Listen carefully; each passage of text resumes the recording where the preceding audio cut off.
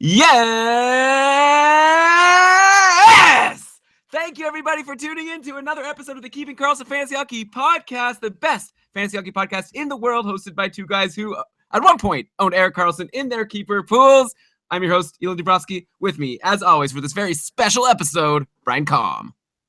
Hello, Elon. Hello, everybody. A special episode for is the All-Star Weekend special? I was going to say for a special weekend. I don't know. I watched the games today. It was fun. Actually, the last game was good. It looks like they started trying in the finals, but in the first matches of I don't even know how to characterize what happened. Anyway, All-Star break. We have some time to slow down and do some things we don't normally get to do, and that's why this, Elon, is a special episode.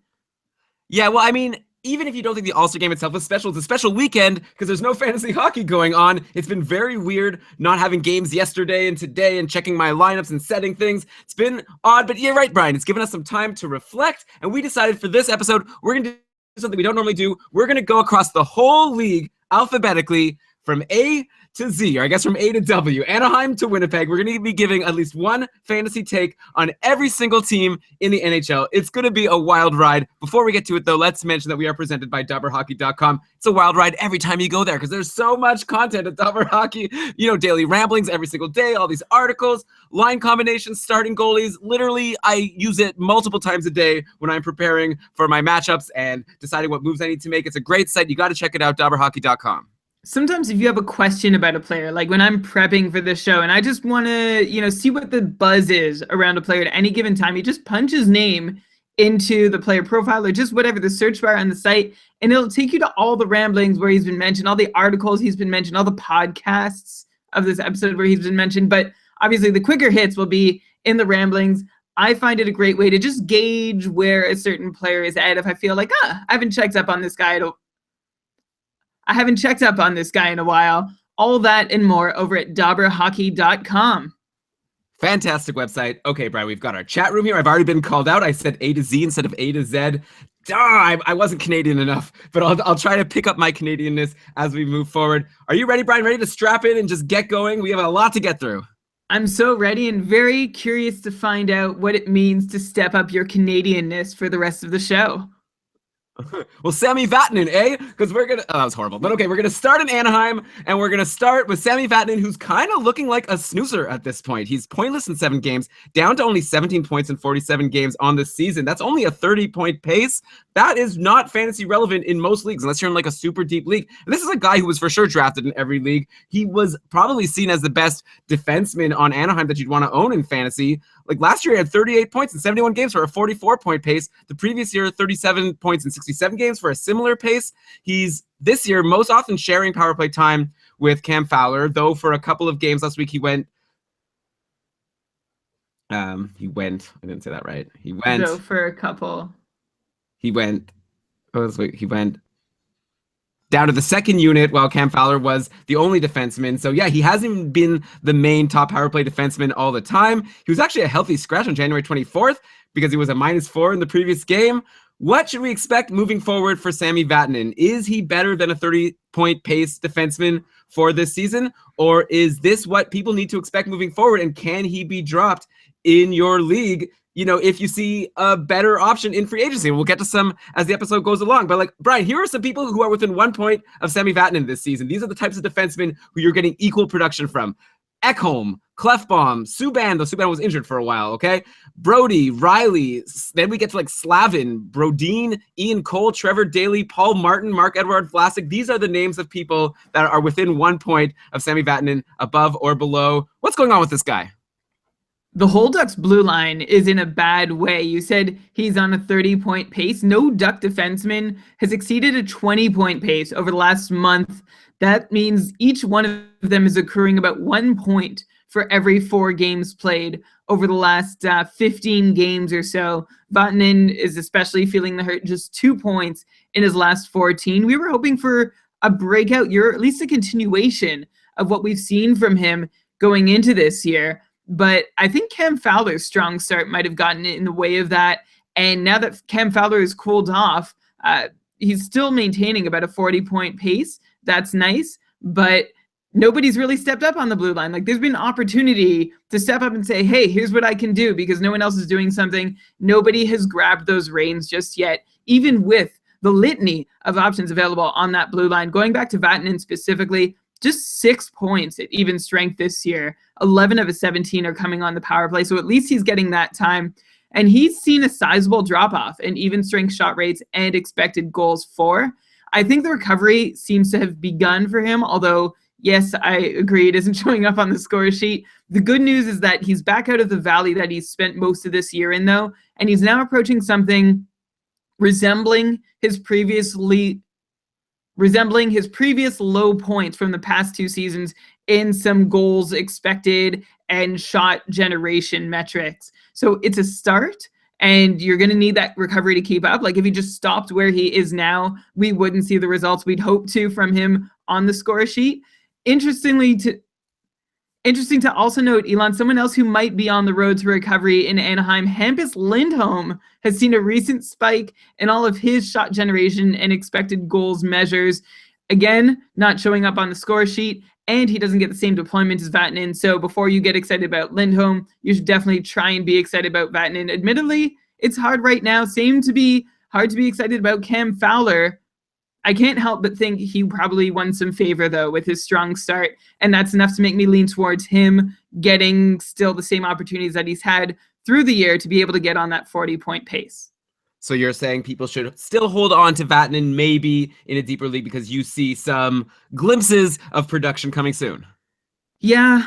I mean, in a deeper league, there still aren't that many better options out there. You know, you might find a 30, 35-point guy with no upside. Vatanen still keeps getting a couple shots a game. And so maybe I'm ready to roll with him at least a little while longer, although I wouldn't begrudge anyone for cutting bait and trying to ride with somebody hot who maybe, I don't know if there are any hot blue line candidates that we'll get to anywhere else in the league.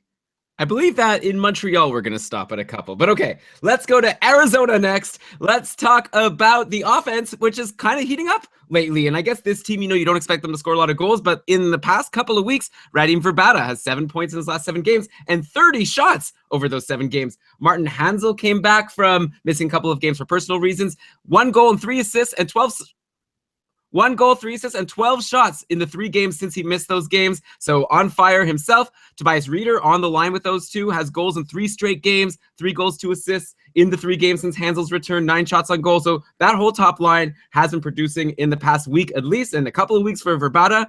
Might be a good time to consider adding a Hansel or Verbata for your playoff run if they're Might be a good time to consider adding a Hansel or Verbata for your playoff run if they are available. Keep in mind, they have a really good playoff schedule. In the most common 3 playoff weeks, they play 12 games. It's like 4 games every single week for those last 3 weeks leading to the end of the season, not including the last week. So they would be guys that would give you a lot of games. And if they are available as free agents now, you might want to grab them before it's too late. Keep in mind, Max Domi will return soon to take Reader's spot on that top line. Apparently, he's potentially going to be practicing with the team when they return from the All-Star break. Might return in around 2 weeks, so that should be soon. And Brian, another guy on Arizona who I have to ask you about, did you know that Alex Burmistrov is putting up a ton of points lately? I didn't even know he was on the team, but apparently the Jets placed him on waivers at the beginning of January, and Arizona claimed him, and he has 1 goal and 5 assists in 6 games with Arizona. Only 6 shots on goal in that span, but still 6 points in 6 games from Alex Burmistrov. I'll bet you no one would have called that. I'll bet you no one has him on their roster right now and has been able to benefit from that. But is it time for people to maybe pick him up?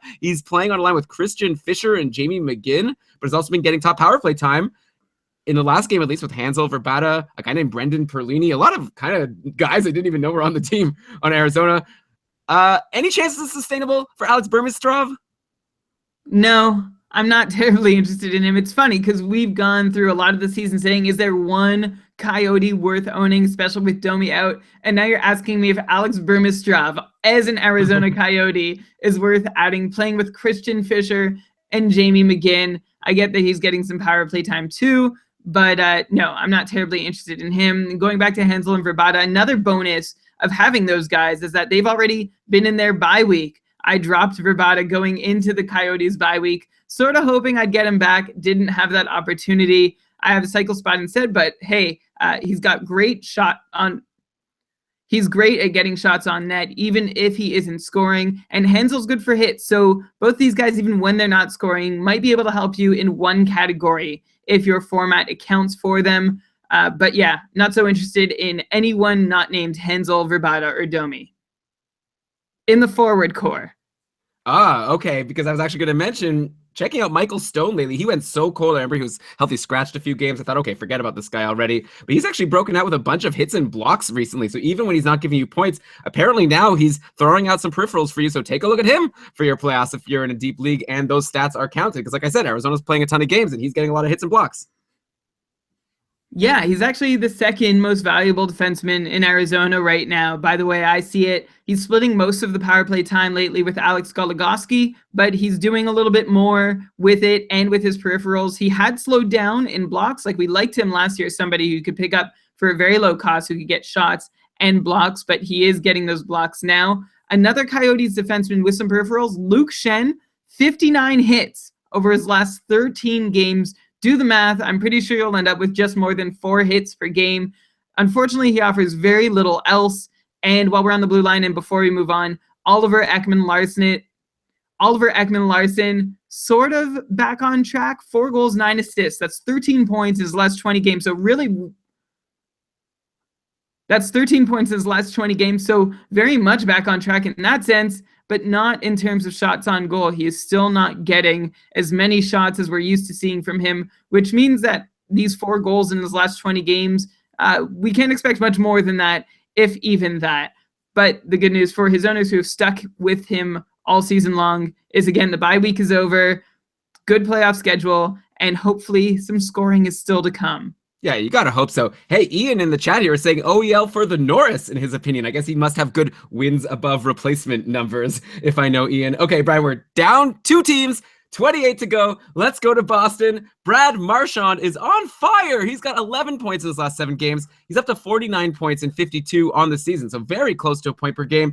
Is he a sell high guy or someone that you think might be able to keep this up? Like, could we just enjoy the production as a Marchand owner, or should you be skeptical and be like, this guy is not a point per game guy, not a 75-point guy? Like, I've been seeing people talk about him as a must keep in keeper leagues. It's just not a name you'd expect to see there, but he's been doing it all year. He also had a great season last season. I guess he's for real, right? Yeah, he's for real. At the start of the year, we said the thing you need to watch are his shot totals to see if they stay as high as they were the previous season. I'm not going to make a totally analogous comparison here, but it's almost, remember when Joe Pavelski had his big breakout season? He took so many more shots than he ever had. And the next season, I was like, we're not used to seeing him take that many shots. He plays with Thornton, and I don't know if he's still going to be the for sure shot and point scoring guy. Then he kept it up. I don't know if that's the perfect analogy to be making here, but Brad Marchand has kept up his shot total, still getting close to 3 shots per game, and his rate stats are telling the same story. He's also already played more minutes on the power play this year than he did last year. This is his 4th consecutive year of seeing rising power play deployment. So yes, Brad Marchand is for real. I would hang on to him, and I don't see him as a sell high opportunity. He's a keep high. That's a new phrase. A keep high. Brad Marchand, a guy who hasn't been so keep high lately. I don't even know really what that means. Tuukka Rask struggling a bit going into the All-Star break. Only an .872 save percentage in his last 7 games after pretty much an amazing season, a huge bounce back season, but he's cold right now. Still got 3 wins actually in those last 7 games, even with those horrible numbers. A 4-3 win versus Pittsburgh, a 4-3 win versus Detroit, a 6-3 win versus Philly. But the numbers have been really bad. Hopefully he'll be able to bounce back after the All-Star break. Yeah. Was there a question, or that was just a comment, huh? I wasn't planning on asking a question about him, but I see more stuff about him. So up to you if I should move on. All right. I'll go quickly. Yeah, we finally moved him out of the top tier in this year's Schmore Goalies board, and then he started the season on fire, and it was like, if I just stuck with him, I would have looked really smart. But his rolling 10-game even strength save percentage over the year shows a consistently downward slope. Part of that is a product of him starting so high.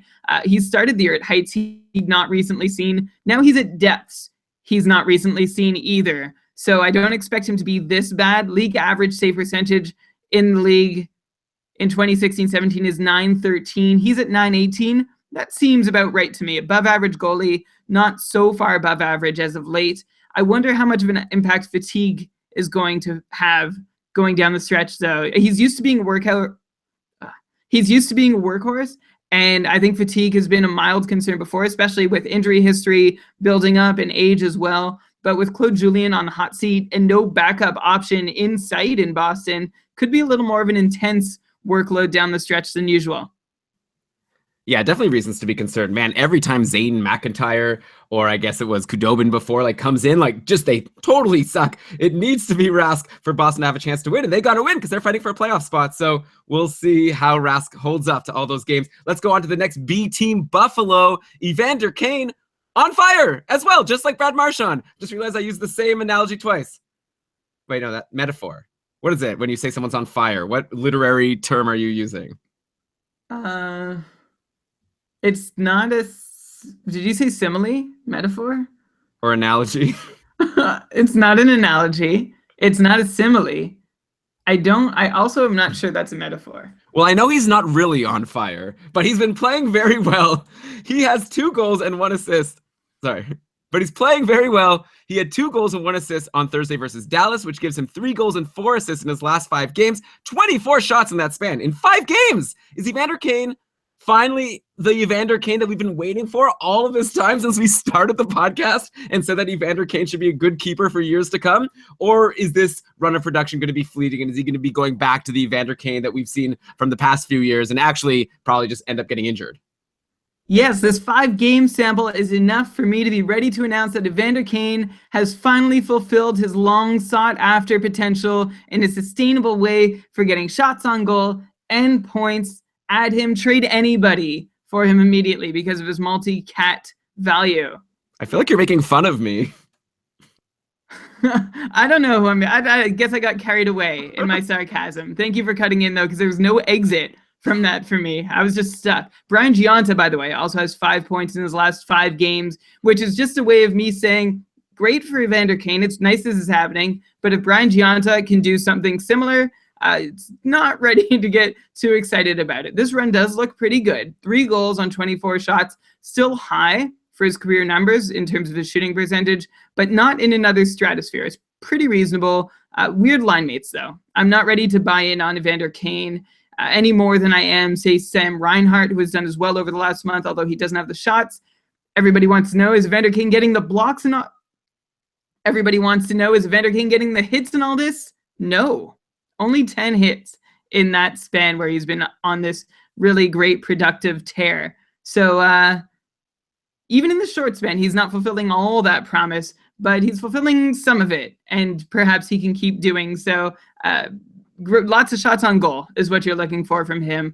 And if he ever scores on them or picks up points on them, that's just a bonus. Yeah, and by the way, thanks to Ian and Daniel in the chat room who've told me that it's both a metaphor and an idiom when you say that Evander Kane is on fire. So good to know. But like you say, the weird line mates, he's been playing with Zemgus Girgensons and Brian Gionta, so it's hard to expect that he's going to be able to get too many points with them. But with all these shots, you'd expect a goal to go in every game or two, right? So if you could pick him up in a week where he plays 3 times, you should expect at least 1 goal, I would think, and hopefully more. And plus you get those shots. Okay, let's go on to Calgary. Johnny Gaudreau was cold, and people were concerned about him going into our patron cast on Wednesday. But hey, he had a goal and assist versus Ottawa on Thursday, which should hopefully help his owners relax over this All-Star break. Apparently, he also did well in the All-Star game. He did. Oh, good. Okay, say that again. He did. There you go. So he's back. And by the way, the Calgary Flames have had an interesting line shakeup. They finally put Gaudreau and Monahan back together, this time with Michael Frolik as the right winger on that line, which is very interesting because that means they broke up the Backlund, Tkachuk, and Frolik line. Backlund, Tkachuk were playing with Alex Chiasson in the last game, which is obviously a bit of a downgrade. And then they've had Bennett, Brouwer, and Versteeg for line 3. So we'll see if this sticks, and we'll see if Gaudreau could sort of bounce back. Like, I think he'll bounce back for sure, but we'll see if this is the line combination that helps trigger that. Might be bad news for Backlund and Tkachuk, keeping their hot run going when they lose that awesome, pretty good third line mate in Frolik and replace him with Chiasson. By the way, Frolik is scoreless in 3 games, but I think I'd want him the most right now of anyone on Calgary not named Gaudreau or Monahan. Oh, and not a defenseman. Sorry, that's not a defenseman. Yeah, anyone concerned with Gaudreau's cold streak? I mean, the All-Star game is not the sign that he's going to turn it around. It's just his entire career and skill set is the sign he's going to be able to turn it around. Even with this little slump, he has a 95% IPP but there is room to improve in both even strength and power play shooting percentages. So if you think that's unsustainable and going by his career IPP numbers, it's a little high, then it's okay. Other things are also a little low, so hopefully it all evens out. We will later in the show, Elon, by the way, we're going to get to a forward who is like a career 90% IPP and who's like a career 90% IPP and for an entire season kept up at 98%, and it was perfectly reasonable. I wonder if you can guess who it is, or if anyone in the chat can guess who that might be coming up. I'll finish with Gaudreau, though. It's bad news for Backlund and Tkachuk to be playing with Alex Chiasson. Those are Zeds for sleeping. And Michael Frolik and Mikael Backlund are probably about even in terms of fantasy relevance now that that line is broken up. I like Frolik a little better because of his line mates. Tkachuk is the odd one out, of course, and there are no other relevant Flames forwards. Not Troy Brouwer, not Chris Versteeg, just Gaudreau and Monahan, and then it's like a big drop to the next guys. Yeah, that's fair. But hopefully, like we said, Gaudreau will bounce back and be fine for the end of the year. He had like 75, 78 points last year. He should be fine. I don't really think people should be too worried about him, even though he was cold going into this last game. All right, let's go to Carolina now. Cam Ward really stumbled into the All-Star break with an .884 save percentage over the last month. That's 13 games played. And Brian, just in time for your favorite goalie in fantasy, Eddie Lack, to return. He's been removed from the IR. He went to the AHL for a conditioning stint. He played 2 games for the Charlotte Checkers and had a .952 save percentage, so he did well. He's been called up. Michael Layton's been called down.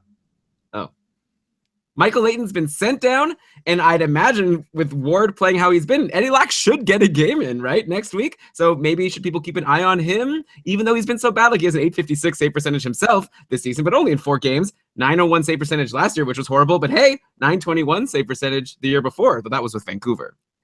So wait, are you giving me reasons to like Eddie Lack right now? Am I hearing correctly? Yeah, I mean, it seems like they're gonna have to at least go to him, and I'm excited about how he played so well with the Charlotte Checkers. The Charlotte Checkers. That's a really difficult team name. I don't know if they thought that through. Former ECHL affiliate of the Ottawa Senators, by the way. Anyway, I've been telling you these things about Eddie Lack all season long, and I'd finally given up on him. He's starting from scratch with me. So even though, yeah, he does have these great numbers to quote from, as well as some really poor ones, for me, I'm starting at 0 with him, and we'll see what he can do with his next few starts. Cam Ward certainly does not deserve to continue being the starter now that whatever magical run he had has long since dissipated. So if Eddie Lack gets a start, you should absolutely have your eye on him. Just a reminder to my own infallibility and the impossibility of all this prediction. I drafted Eddie Lack in a couple of leagues at the start of the year, thinking Carolina would be a decent team and that he would take over the number 1 spot. So a little bias still there. I'd love to see him succeed, but he's going to have to beat a .909 goalie first to get there. Hey, well, you know, it was probably one of your late picks, and you dropped it for Antiniemi, so it worked out just fine for you, right? Okay, let's go down to Chicago. Did you want to jump in? No. Okay. We got a bit of a who's hot, who's not to share with you on this team. First of all, who's hot? Jonathan Toews. He's got 2 goals and 5 assists in his last 5 games. He had a goal and 3 assists versus Vancouver in a 4-2 win last Sunday, and then has been getting points in the other games since then. 28 points in 42 games overall, which is a 55-point pace. Is that right where you see him leveling out? I feel like you've said he's about a 55-point guy moving forward, not the point per game guy that, you know, he used to be many years ago. But does this hot streak just kind of level out the bad luck he had before, or do you think this is the sign of things to come? And then on the who's not side, we've got Artemi Panarin, who only has 2 assists in his last 7 games. And all of those games were actually 1 shot on goal games in that span, except for 1 game where he had 7 shots against Tampa Bay. So a very odd stat line of all 1s and then a 7 right in between them. But should Artemi Panarin owners be worried? Or is it just time to hustle and buy low from a worried Panarin owner if you can? Like, even with this cold stretch, he has 44 points in 51 games, which is a 70-point pace, which would be amazing if he could end the year with that. Last year, keep in mind, he had 7 points in 13 games in March and then 13 points in 5 games in April. So he's definitely had a history of going cold for a little bit before breaking out tremendously. Okay, so let's start with Jonathan Toews. My answer is sell high if you can find anyone who thinks he's a point-per-game guy finally rounding into form or anywhere close to that. This is definitely the best stretch of his season so far. He's getting more on-ice shot attempts while he's been on the ice as of late. I had him at 55 points coming into the year and a hopeful 60. that's what I'm going to stick with. So even though there's been a little surge with what he's been able to do, I still think there are poolies out there who don't listen to this podcast and who weren't listening in the offseason, who overvalue him and think that he's a 65, even 70-point guy in the right situation. He's not. So if you can sell him as such, go for it. And Artemi Panarin, I'm not worried about him. 2 minutes or less of power play time on ice in 4 of those one-shot games that you mentioned he had, Elon. And his shot attempts hadn't disappeared in those games either. So he still was taking a reasonable amount of shot attempts. They just weren't quite getting on goal. I think he's a great buy low opportunity if you can swing it. So you said who's hot, who's not. This is a who can you sell high, who can you buy low. So if you're a Taves owner right now, offer him up to the Panarin owner. See what happens. Maybe you could make magic happen. Okay, let's go to the 4th of 5 C teams. Let's go now to Colorado. Semyon Varlamov is having groin surgery, or maybe he's already had it, but he's out for the season. So he's gone. He only had an .898 save percentage and 6 wins in 24 games before going out for the season. So it's not like his owners could be feeling too hurt by this injury news. If anything, it finally gives you the excuse to move on from him. So I guess it's Calvin Pickard time, which I want to be excited for him, but at the same time, he only has a .906 save percentage on the year, which isn't great. .910 save percentage over the last month, and he's actually riding 3 good games of .972, .944, and .927 for what it's worth. So he's been good lately in the very short term, but still, Colorado has lost 7 games in a row. And you've told me, Brian, you have no interest in Calvin Pickard. Is that more because you're afraid of him blowing up your stats, or just because you don't think he's going to win many games? Well, I'll answer by talking about Semyon Varlamov for a moment. How good was he anyway, or what good was he anyway if you had him on your team? He won 1 out of 4 starts, so that's a rare win, maybe once a week or 1 every 2 weeks. And when you played him in pursuit of getting that rare win, he blew up your numbers more often than not. A quality start percentage this year, 48%, 44% last year, even though his career average with the Avs is actually 54%. But I think that quality start over his time with the Avs, that number 54 masks that he's only been above 50% quality starts in 3 of his 6 years with the Avs. So in his good years, he's been really good. In his bad years, he hasn't been quite as bad, but generally unreliable in nets. So if I'm here ripping Semyon Varlamov, and I think that Varlamov can only win 6 of 24, I can't hope for much more from Calvin Pickard. He's been below average over the last month, and then he needed 3 huge games to get to something somewhat respectable. I think Pickard is good for seeing rubber and getting starts, unreliable for anything else. Actually, Brian, can you say that unreliable line again? Your internet kind of skipped. Unreliable for anything else. Yeah, I mean, he'll definitely see lots of rubber. Like you said, he's had over 33 saves in each of his last 4 games. So definitely he'll get you saves if those are counted. So if you just need a goalie that's going to play a lot and get you a lot of saves, maybe pick up Pickard. Though Jade points out in the chat room, it could also be Spencer Martin time. He's, I guess, going to be the backup now. He's played 2 games so far, .857 save percentage. He got burned by San Jose in the second game. He actually played both games against San Jose, which are tough games. So I'd be curious to see how Spencer Martin can do against maybe a slightly easier competition, though he still does play for Colorado. Okay, last C team. Let's go to Columbus. How good is all-star Cam Atkinson? This is like my Brad Marchand question here. He's got 24 points and 22 assists for 46 points in 48 games this season. Also pretty much a point-per-game guy. 3 goals in the 3 games going into the all-star break. So he's hot, hot, hot. I suggested to @EllisonSnig on Twitter to swap Atkinson for Pasternak. And then after that, I started wondering, was that a mistake? I hope I didn't, hurt this guy's chances. Like Pasternak, I think is really good. Cam Atkinson, I think is good, but is he this good, Brian? Is he a point per game guy now, or do you think he's about to regress? I know you've been talking all year about how Columbus, their players were riding way too high, and we should expect it to go down. Does Atkinson fit that bill as well?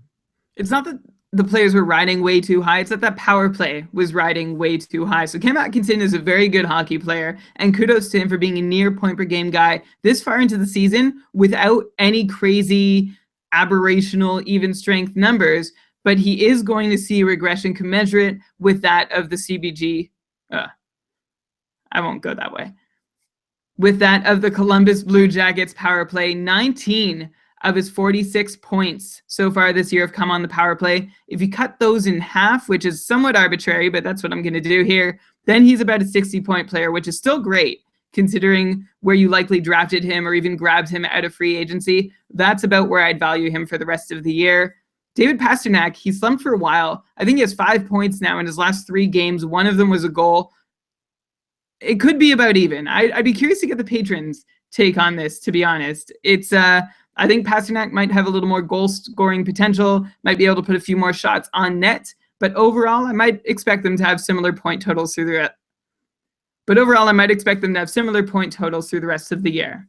Yeah, that's fair. Okay, hopefully at least they'll be even, so at Ellison Snig on Twitter won't be too mad at me. On the other side, Brandon Saad scored a goal on Thursday versus Nashville to break a 7-game pointless drought, so he's been pretty cold, except for this one goal he just scored.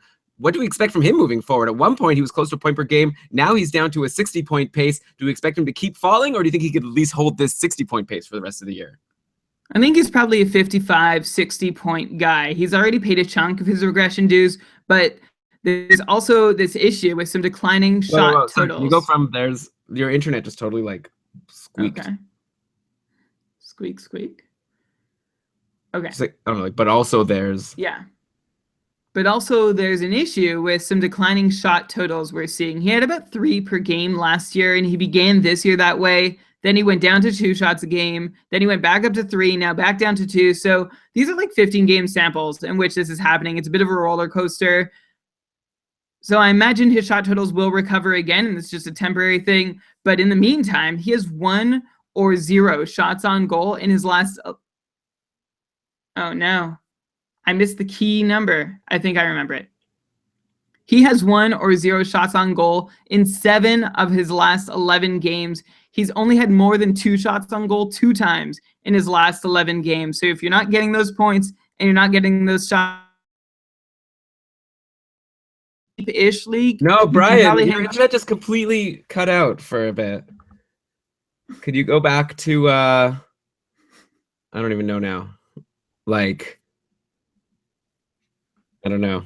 Can you go back from that part about like he has 1 or 0 shots? And yes. It's not just me. The people in the chat room are saying they're noticing. Okay. No, I believe you. Do you want me to go examine? I guess. Like, I don't know. If you okay. I mean, we could try. Give me a minute. Okay. Sorry. Bummer. Ooh, actually, no. Brian, wait. Are you still there? I would have done the SeatGeek ad while he was gone. Oh, well. Hey, guys, what should I tell people that they should watch? Or no, I guess on SeatGeek, I'll just say that they can go to all the games. Yeah, enjoy the intermission right now. This internet stuff. Frustrating. What do you guys think of this format? How long do you think it's going to take us to get through every single team? It's already 8:30, and we've gone through, what, like 7? It's actually not that bad. No, and SeatGeek didn't tweet at me. I don't think they're listening. I think I could say anything I want. I wonder if they'll ever like go back and listen later and then let me know. What should we talk about while Brian's gone? Normally there's games that we can just look at the scores here. Oh, it's coming back. There was the All-Star game. I feel like we normally do like 20 players on a regular episode, so it's a bit more. We're going to try to go faster, I guess. Brian. Okay, I'm back. Okay. So hopefully we're good. Hopefully. All right. So can you go from the he has 1 or 0 shots? Yeah.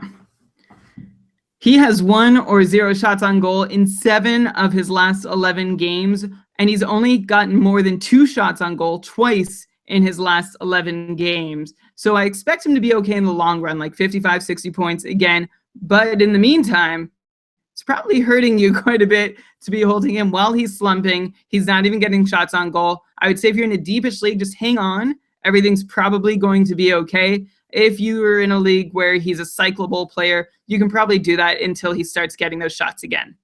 Man, Brian, I felt so smart when I picked him up in the league where we were against each other. He was dropped, and I thought, oh, this guy's such a dummy. I just got Brandon Saad for free. I bid 11 of my fab dollars, and now he's hurting me. I missed out on like a Anders Lee in free agency because I was holding on to Brandon Saad. So hopefully you're right and he'll bounce back eventually. But yeah, even a 55, 60-point guy would be better than what he's been doing lately. Before we move on to D and the rest of the alphabet, let's take a second to thank our sponsor for this week's episode, SeatGeek. SeatGeek is like the best way to find hockey tickets this season online. Like, you're either going to go to the site where they sell the tickets directly, or you got to go to SeatGeek, because there's nothing like being behind the glass for the biggest matchups of the year. With SeatGeek, it's never been easier to get guaranteed seats for the games you want to go to and get great value. Like, imagine if you were trying to do what we're doing with this episode, but in real life, like go to see every single team play a game in a single season. That would be hard. It's good to have a site like SeatGeek where you can see all of the prices ranked by value to make sure you don't get ripped off. It's going to cost a lot, right? But it won't cost as much with SeatGeek. So definitely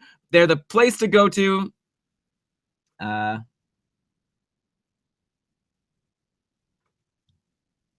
For great value, and also to make sure that you find out when the price drops. Lots of cool features like that. And plus, you could even get an additional discount for being a listener of Keeping Karlsson. Why don't you tell our listeners about that, Brian? Gladly. If you take my fantasy hockey advice, then you can take this advice too. $20 rebate off of your first ticket purchase with SeatGeek. All you need to do is download the app or go to the website, enter the promo code KEEPING before you check out, and then you will get a $20 US dollar check in the mail once you make your first purchase with SeatGeek. Great way to buy tickets. I've done it, Elon. You've done it, Elon. Oh, I've done it, Elon. You've done it. Everybody should do it at least once in their life. Yeah, because you can let them know that Keeping Karlsson sent you. So for tickets on fleek, go buy them at SeatGeek. Brian, let's get on to the Ds. Let's go to Dallas. Kari Lehtinen seems to be pulling away with his goalie race. Antti Niemi has been pulled in each of his last 3 starts. He has a .694 save percentage over the last 2 weeks in those 3 games. No, I didn't misspeak. A .694 save percentage. He was pulled in one game. He let in 3 goals on 3 shots. He didn't even make a save in that game. It was ridiculous. And meanwhile, Kari Lehtinen has a very respectable .922 save percentage in the 7 games he's played over the last couple of weeks. He's played in every game because Niemi keeps getting pulled. If you have the tandem at this point, I assume you could drop Niemi. And if Kari Lehtinen's available in free agency, is it time to consider adding him? You can probably drop Niemi. Can I drop Niemi? I'm still trying to convince myself, but you can probably drop Niemi. For me, there always seems to be just that little reason to hope. My current reason to hope is that Lindy Ruff said Niemi and Lehtinen were both sick and dehydrated respectively going into last game, but he thought Niemi could hold up okay, better than Kari Lehtinen could. And we know what happened. Niemi couldn't, and Lehtinen could. I have relinquished my pro Niemi stance, though, and I'm ready to accept Kari Lehtinen as the should-be #1 goalie in Dallas. I think Niemi only really needs to be held in super deep leagues where spot starts aren't available via free agency, or if you're like me and are just terribly anxious about the whole thing and can't yet cut ties with him because maybe he'll have a good game or at least pick up a win at a critical moment for you. Yeah, well, I don't want to blow up your spot, obviously, Brian, but there are some goalies in your free agency that I feel like are probably better options than Niemi at this point. But do what you got to do. You're obviously in the playoffs, so you know what you're doing so far. Let's go to the other D team, Detroit. Anthony Mantha is now scoreless in 6 games. His minutes have been tumbling hard with a 16:25 time on ice, 13:34, 9:50, 9 minutes and 50 seconds one game for Anthony Mantha. Like his last 4 games, he hasn't been seeing a lot of ice. Like I said, he's scoreless in 6. Keep in mind, he was seeing like 17 plus minutes for most of that hot run. And keep in mind also, he had this amazing run where he was getting points pretty much every game for a couple of weeks. He only has 10 shots on goal also in these last 6 games. And 5 of them were in one game versus Buffalo. So aside from that, only 5 in the other 5 games. He's been moved off the Zetterberg line, actually. In the last game, the Red Wings went with Zetterberg, Tatar, and Nyquist, and then Vanek, Nielsen, and Mantha. So not a horrible line. Like Vanek is their top scorer, and Nielsen is a decent guy. Though it looks like Mantha also spent some time in the bottom 6 with Sheehan and Athanasiou in the last game. So things aren't looking good for a very exciting free agent a few weeks ago in Anthony Mantha. Is it snoozer time for him? Do you move on to the next shiny object in free agency, or is there still a reason to hold on? It's interesting because with the shuffled lines, you mentioned 4 other line mates that he's had. The only one I would not like to see him play with is Riley Sheehan. Everyone else seems like that could work, that could fit. But as long as his deployment is down, you don't need to hang on to him. He is good. We believed in him when he was getting the minutes and he was putting up the points and the shots. When his minutes return, I expect the scoring will too. I'm not sure why the downswing in minutes and what makes several other Red Wings more worthy of ice time than him, despite all that he's been able to do. And I guess what we learned from this is that we still need to expect some yo-yoing in his deployment as he still seems to be in the young talent paying dues stage in Detroit. Yeah, well, he's only 22 years old, which especially for a Red Wing is very young because we know they sometimes take some time to bring their people up. So if you're in like a dynasty league or something like that, maybe now's a good time to get him for cheap while he's on this cold streak. But in general, like you say, Brian, I feel like especially while his ice time is down, you don't need to hold on if there's other interesting guys. We dropped him for Victor Arvidsson a couple of weeks ago in our joint league, and that's worked out pretty well so far, but who knows by the end of the year if we'll end up switching back. We'll have the option. No one's added him. Okay, let's go to Edmonton. Connor McDavid, Leon Draisaitl. Connor McDavid and Leon Draisaitl have 8 and 9 points in their last 7 games, respectively. Pat Maroon, only 2 points in that span, even though he's been playing with them. So kind of a bummer for the Pat Maroon owners who picked him up because he was with McDavid, and before when he was with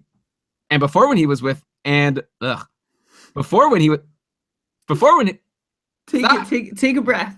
No, but you keep on breathing, and that's why I stop. And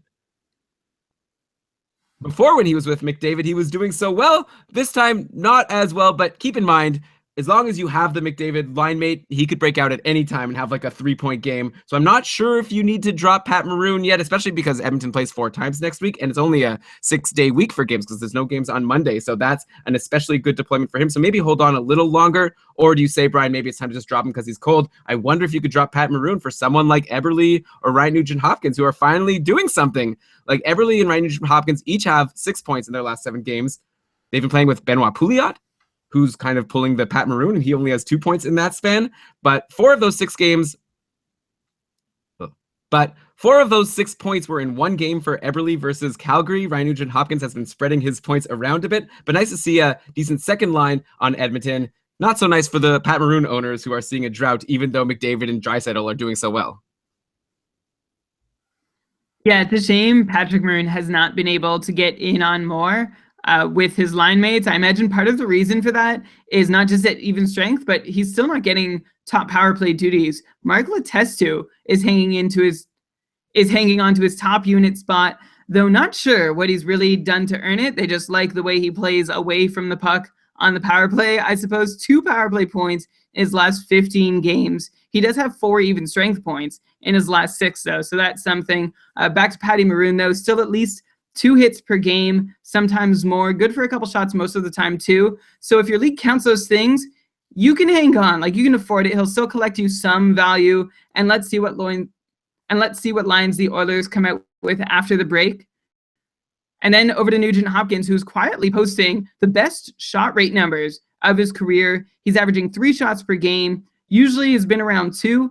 And his rate stats are up in terms of shot attempts and shots on net. Unfortunately for him, this coincides with his shooting percentages falling.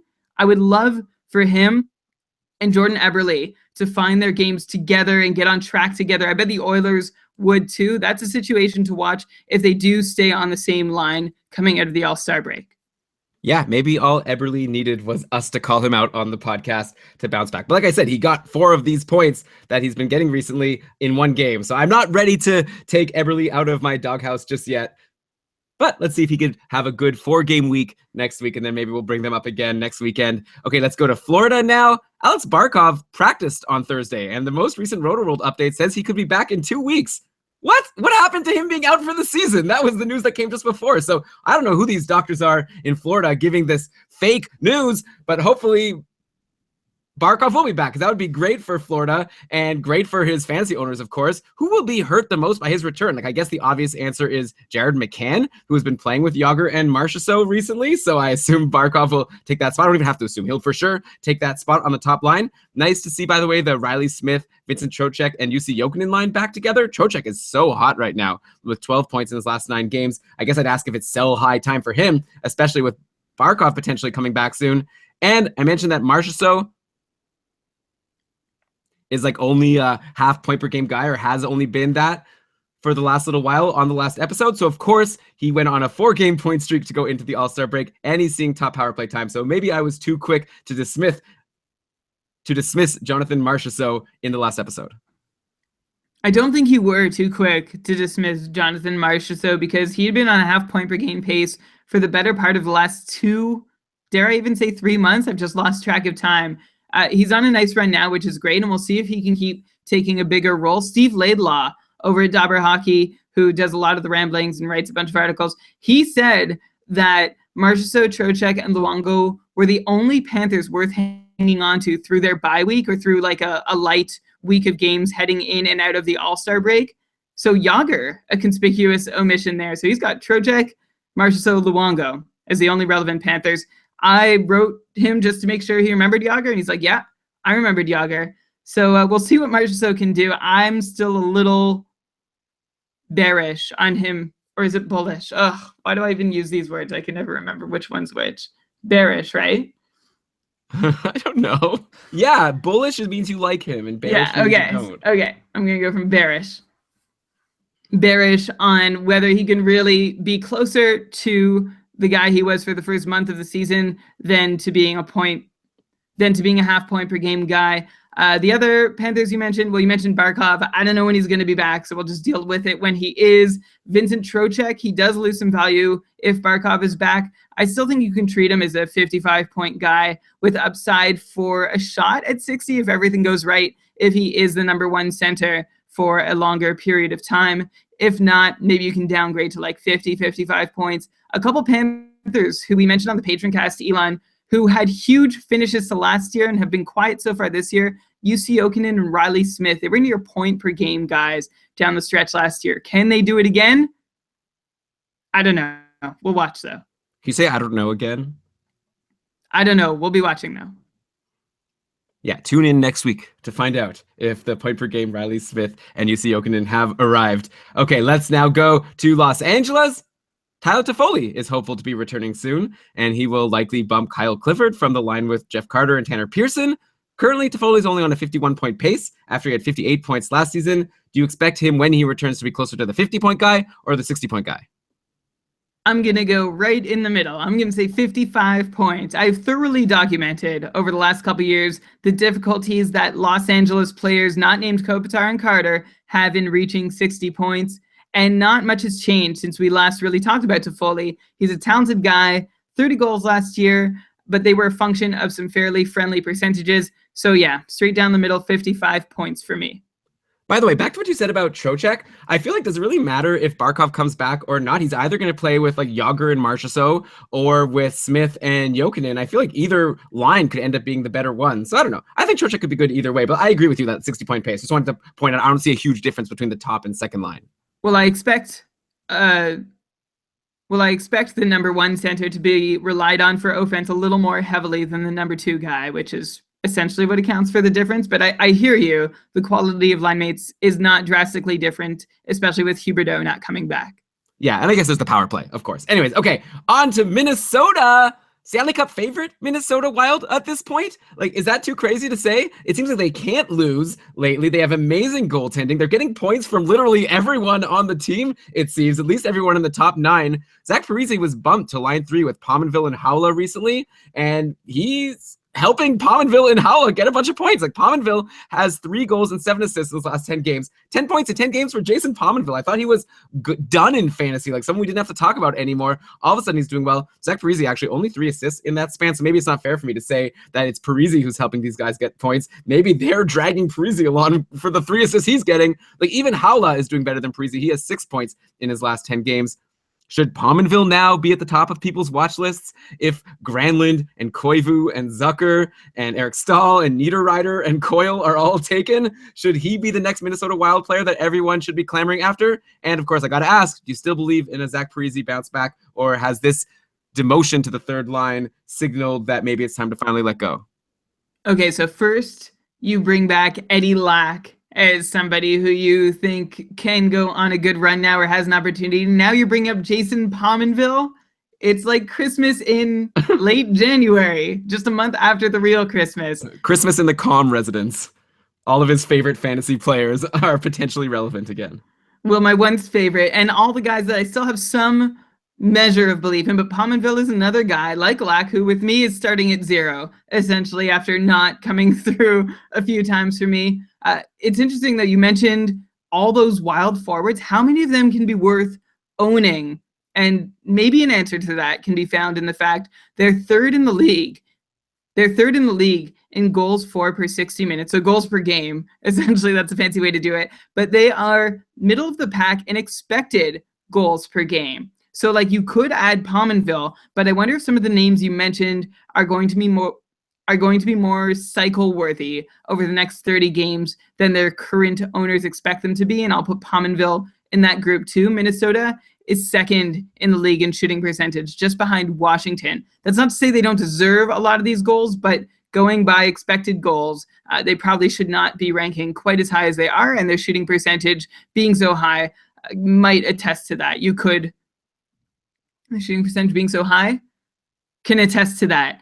So Pominville, yeah, if you want to add like a 7th Minnesota forward or an 8th, would he be the 8th fantasy relevant Minnesota forward? You can, but I don't know when the clock strikes midnight on all the good that's happening right now with the Wild. Zach Parise, the one guy who the clock, I don't know, what's the opposite of striking midnight? It stopped. The battery's dead in his watch and it can't tick at all. No, I don't know. That's the same as striking midnight is bad. Zach Parise's clock has struck midnight recently because he's had a bad season. Yeah, but it never even started. I feel like we should probably just start talking normally and stop trying to make all these references that we have no idea what we're saying. Enough with the Bulls and the Bears and the clocks and all of this. It's time for Parise to get in the pumpkin cart driven by horses, because he's just not going anywhere this year, but he should have gone a little further than he has so far. We do expect that he's going to get worse with age, and his counting numbers sure have this year, but his shot rate stats have held remarkably steady from the last year or two. His deployment is not as good playing with Pominville and Haula, which of course doesn't help, and he's also on pace for the least power play time on ice of his career. He's without a goal in 10 games. There's a lot of bad happening, but I still think this tide should turn for him. Less power play time and lesser role at even strength with a deeper and more evenly distributed top 9 than Minnesota has ever had before. That puts him in some kind of trouble, but I think that trouble should still leave him in like the 50 to 55 point range instead of the 55 to 60 point range that I'd have hoped for going into this season. And then finally, the last point on Minnesota, Elon, and then you can respond or move on. Cup favorite. It's a funny thing, like at first when you wrote that in the show notes, I was like, maybe. And then I thought about it, and yeah, like they're beyond contenders. They're close to favorites.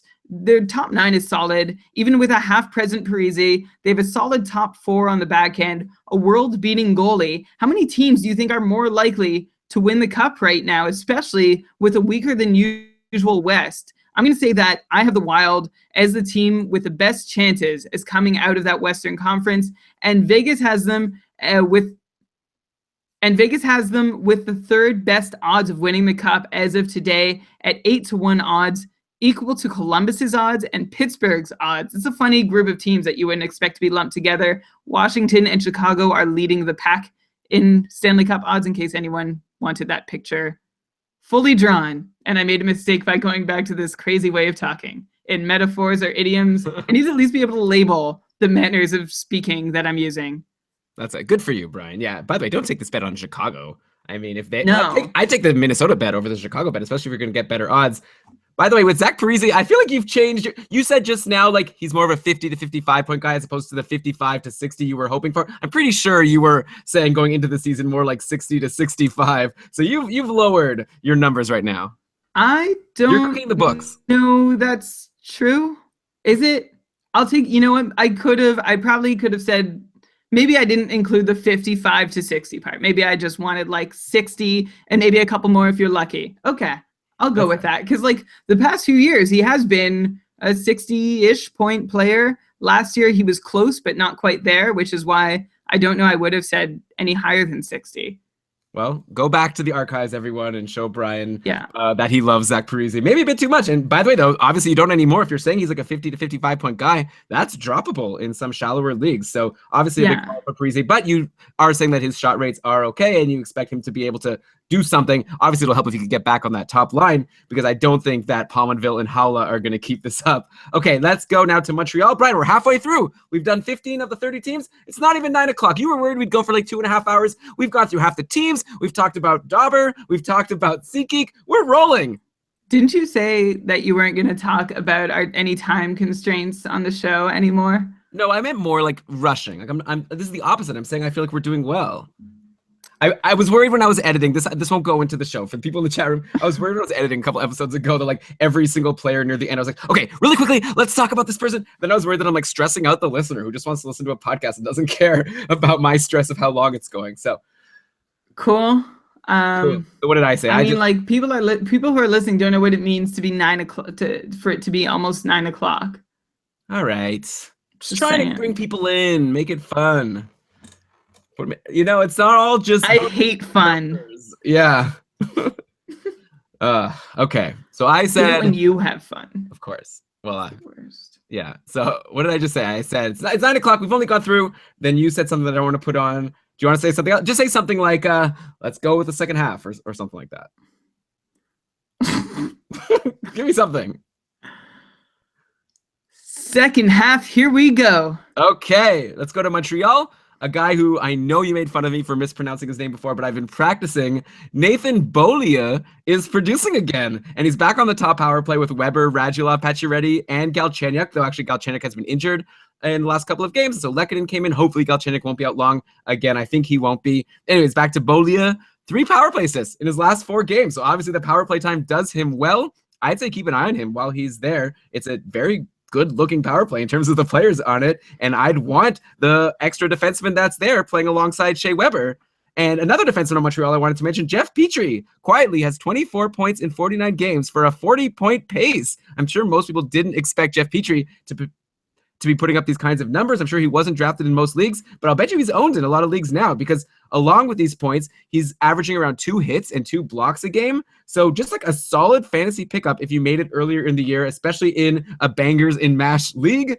Do you think that Petrie can keep this up moving forward? Can he be a 40-point defenseman moving forward? And who would you rather have, Petrie or Beaulieu right now if they're both available?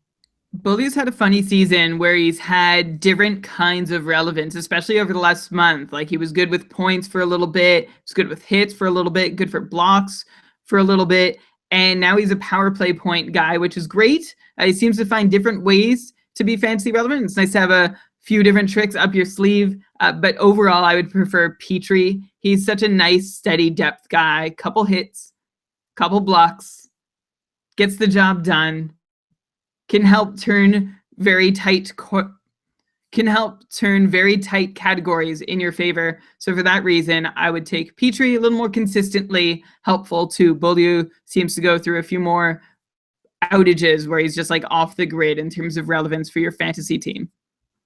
That sounds fair, but maybe for the short term, if this is just a cycle spot, maybe grab Beaulieu, especially if your league doesn't count hits and blocks. If it's just points only, you're going to see a lot more points from someone playing on the power play. Though Petrie's just been so reliable, but good for him. It'll be interesting next year to see where he gets drafted in leagues. I think he won't be going undrafted in as many leagues as he was this year, though there's a whole second half of the season that we have to watch and see. Let's go to Nashville. The line of Forsberg, Johansson, and Arvidsson is hot again. 7, 6, and 5 points in the last 7 games, respectively. I might actually have that order messed up. It's Johansson who has 7 points in his last 7 games, and the other 2 with 6 and 5. I'd say definitely grab Arvidsson if he's still a free agent while he's on that line. Like he was probably dropped when he went on that cold streak, but he's back on this top line with 2 great players in Philip Forsberg and Ryan Johansson.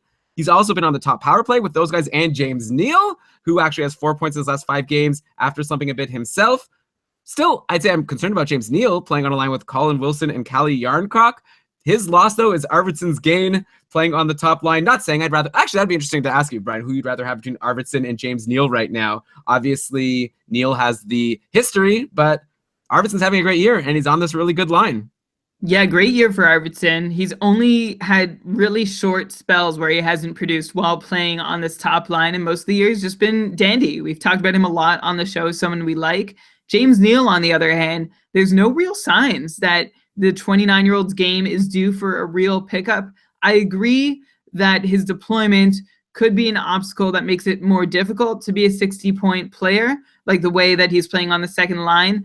He's someone who's relied upon being fed to a certain extent and is a great shooter and great finisher, but juicy setups just aren't there this year with Colin Wilson and Calle Jarnkrok. His numbers are substantially better this year when he's with Ryan Johansson. I think he needs that other person or those 2 other people to really contribute to creating scoring chances that he is very good at finishing on. But if they're not around, he's kind of in trouble. So between the 2, I'd actually prefer whoever's on the top line. I guess Neal has a bit more upside if he does get to the top line. And even on the second line, he's okay. but again, not going to be that 60-point player without some more help from some more helpful line mates. Yeah, so maybe you could say Neil has a higher ceiling because maybe you could say Neil has a higher floor because even on the second line, he'll still do well. While we don't know if Arvidsson were to get bumped, maybe he wouldn't be able to keep up this pace. But I'd say if Arvidsson's on the top line right now, he's the guy I'd want at least for next week until something changes. Okay, on to New Jersey. Are you yawning or you want to chime in? Neither. Okay, I saw you like open your mouth. Okay, on to New Jersey. We were just talking about players doing well. Let's go to a player who we expected to do really well that's kind of slumping right now, or at least stop shuffling. Or at least sorry. As far as his standards go, Taylor Hall only has 8 points in his last 13 games, which brings him to 31 points in 40 games on the season. So obviously he was looking really good before these last 13 games, but at this point he's down to a 63-point pace, which is obviously good, very fantasy relevant, but maybe not the Taylor Hall we were expecting. He's supposed to be like a 70-point guy. Brian, I know you love Hall so much. Anytime anyone asks Hall versus someone, it's very rare that you don't say Taylor Hall. But I wonder, like, will he be capable of doing any better than being like a 60 to 65-point guy while he's on New Jersey? Like, he just doesn't have the players to play with that he used to in Edmonton. Maybe he's just a 65-point guy now. Like, he was last seen playing with Kyle Palmieri and Travis Zajac, which are like decent players, but not the types of players you generally see playing with a 70-point guy.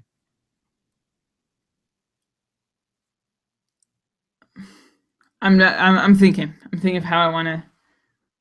You know how much I love Taylor Hall, so hearing you say he's just a 60, 65-point guy hurts. But I want to tell you that he's just carrying on in New Jersey the way he had in Edmonton. And by the way, remember back with Johnny Gaudreau when we were talking about his IPP, and there was a player coming who I teased had a consistently insanely high IPP. That player is Taylor Hall. We know it's a rarity for a forward to ever get in on more than 70 or 80% best case scenario of their team's goals scored while they're on the ice. Hall is currently in the mid-80s for the fourth time in 5 years, or I should say at least the mid-80s, because that includes 2 years because that includes a 2-year period over which he had a 95% IPP. He had an entire year when he played the whole season, 1,200 minutes with Edmonton, with a 98% IPP. He has been with a 98%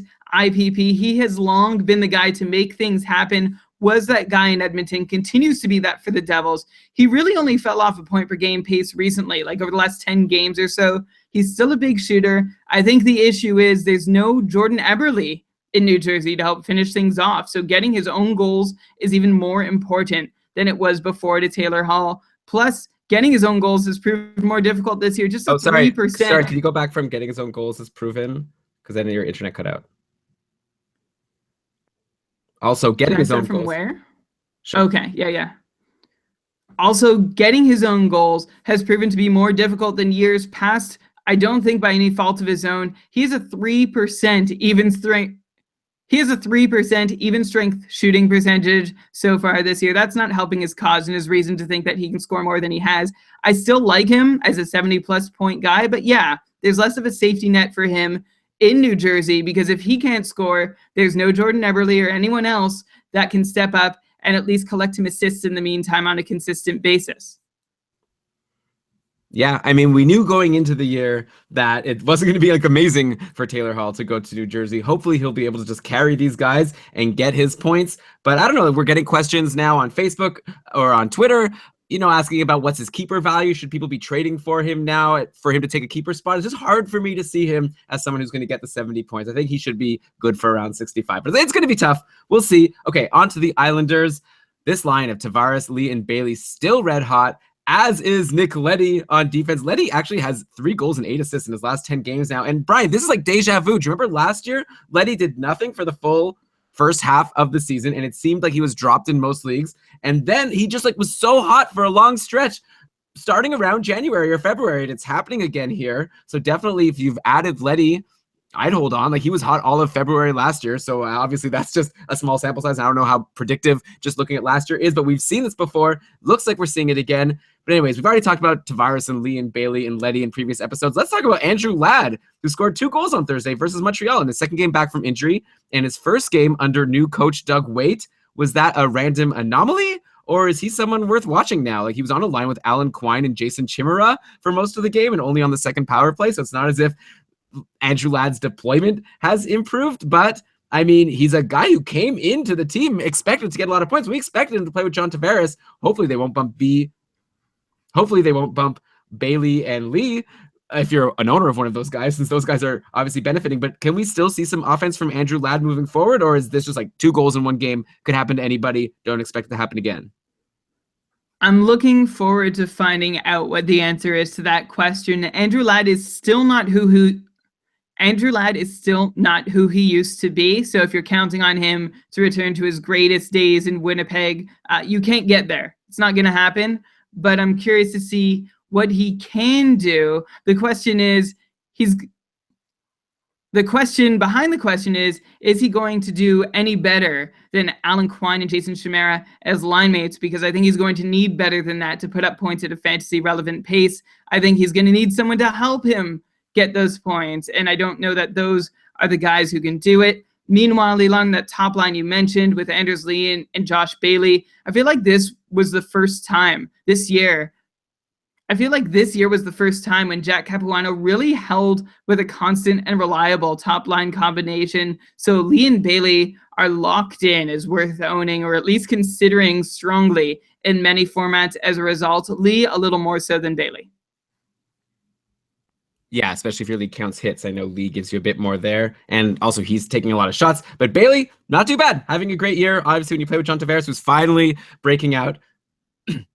Good news overall for at least that top line on the Islanders. And we talked about recently also how their goaltending has been fantastic. Thomas Greiss has been great. So we'll see how they do moving forward. They're really good so far under Doug Weight, but still only just a few games. All right, let's go to the Rangers. I wonder if people at home are trying to guess who the next team will be. Maybe people who haven't memorized all the teams alphabetically. Brian, did you know that I can, off the top of my head, name every team alphabetically in the league? Maybe I'll do that at the end of the show for people if they're interested in that. Let me know in the chat room if that would be good content. But okay, on to the Rangers. Pavel Buchnevich, pointless in 3 games now, only 4 shots on goal in that span, only saw 13 minutes and 14 and a half minutes of time on ice in the last couple of games. So maybe, this amazing hot streak is starting to cool off. Maybe he's not like the point per game guy that we were seeing for the start of the year. And then when he came back from his injury, like he's still playing with National Zibanejad, but I wonder if it's maybe time to drop him or worth like considering it. Like we talked about Anthony Mantha before, someone who was doing so well but has now gone cold. I'd be curious to know who you'd want between Buchnevich and Mantha right now if you have one and maybe the other has been dropped. And by the way, Brian, boy, am I glad that I prioritized Jacob Trouba over Pavel Buchnevich on the day that I bid on both of them. I was in the cupful.